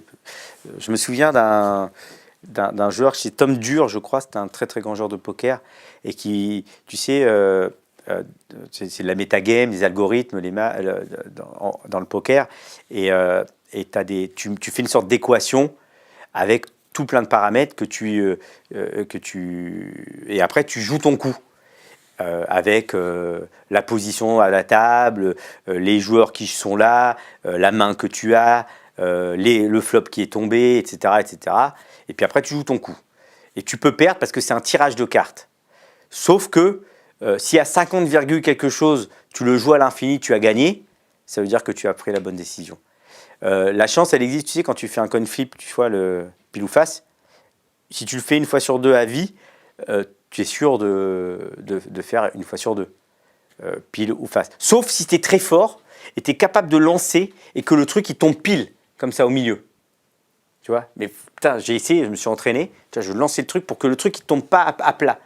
Parce que s'il tombe à plat à vie, tu es sûr de faire un 50-50. Sauf que ma vie ne vérifie pas l'infini Et donc, si j'ai 2 as contre 2 rois, je peux perdre 2 as contre 2 rois toute ma vie. Et le hasard, je sais pas. Les JO à Paris, t'es pour ou t'es contre? Je suis contre, complètement contre.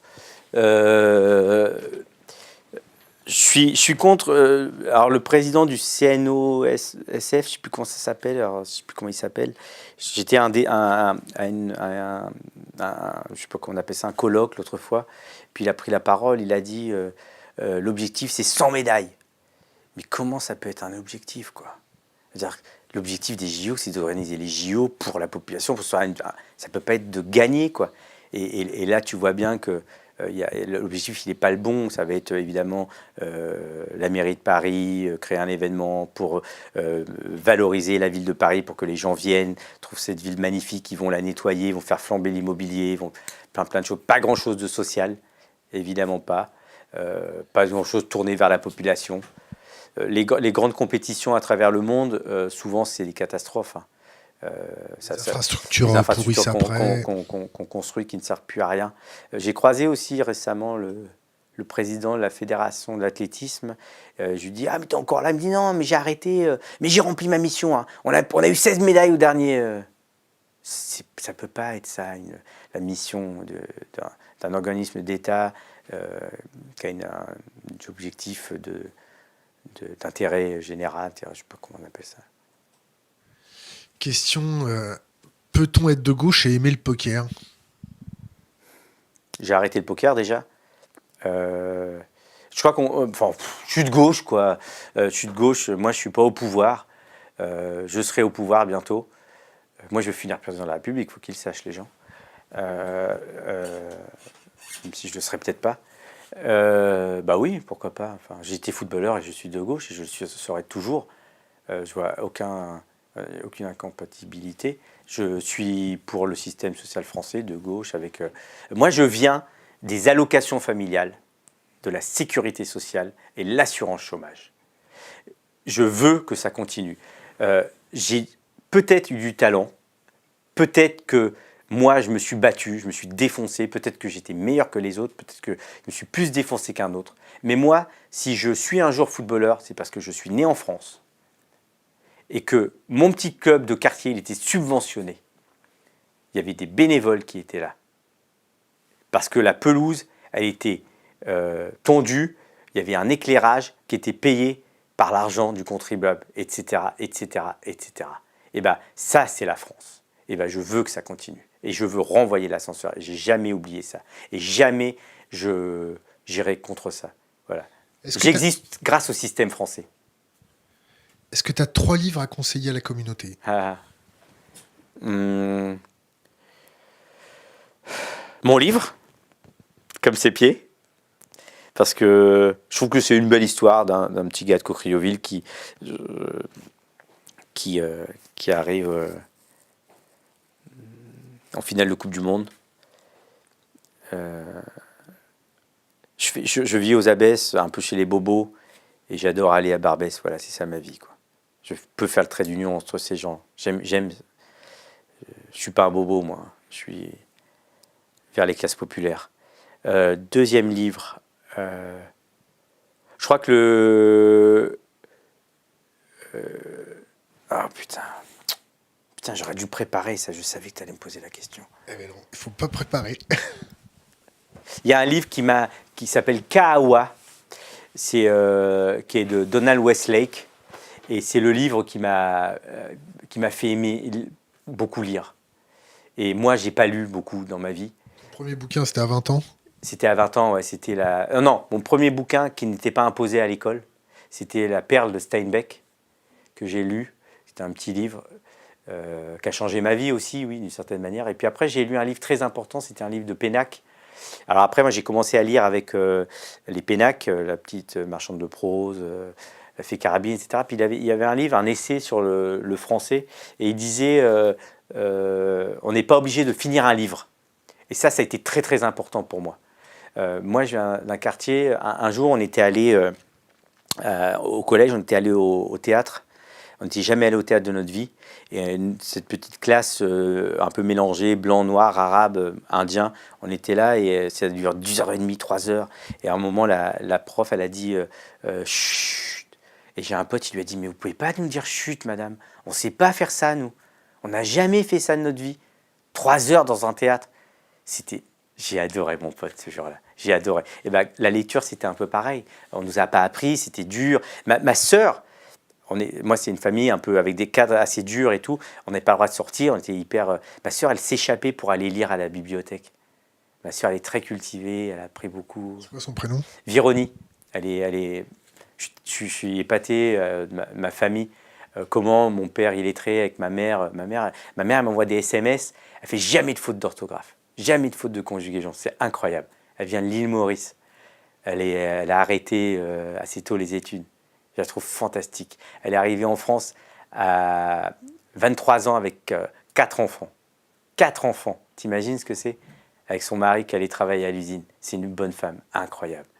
Elle est fantastique. C'est quoi son petit prénom? Elle s'appelle Tamayanti, c'est son vrai prénom. Elle s'appelle Nalini. Et mon père est mort, il s'appelle Mousslaya. Mousslaya. Il a travaillé très très dur pour sa famille. J'étais fier quand j'étais aux Jeux Olympiques, quand j'ai fait les JO et ils étaient là-bas. Je me suis dit putain, c'est quelque chose quoi. C'est quelque chose. Et tu m'as demandé un autre truc. 3 livres. 3 livres, le troisième.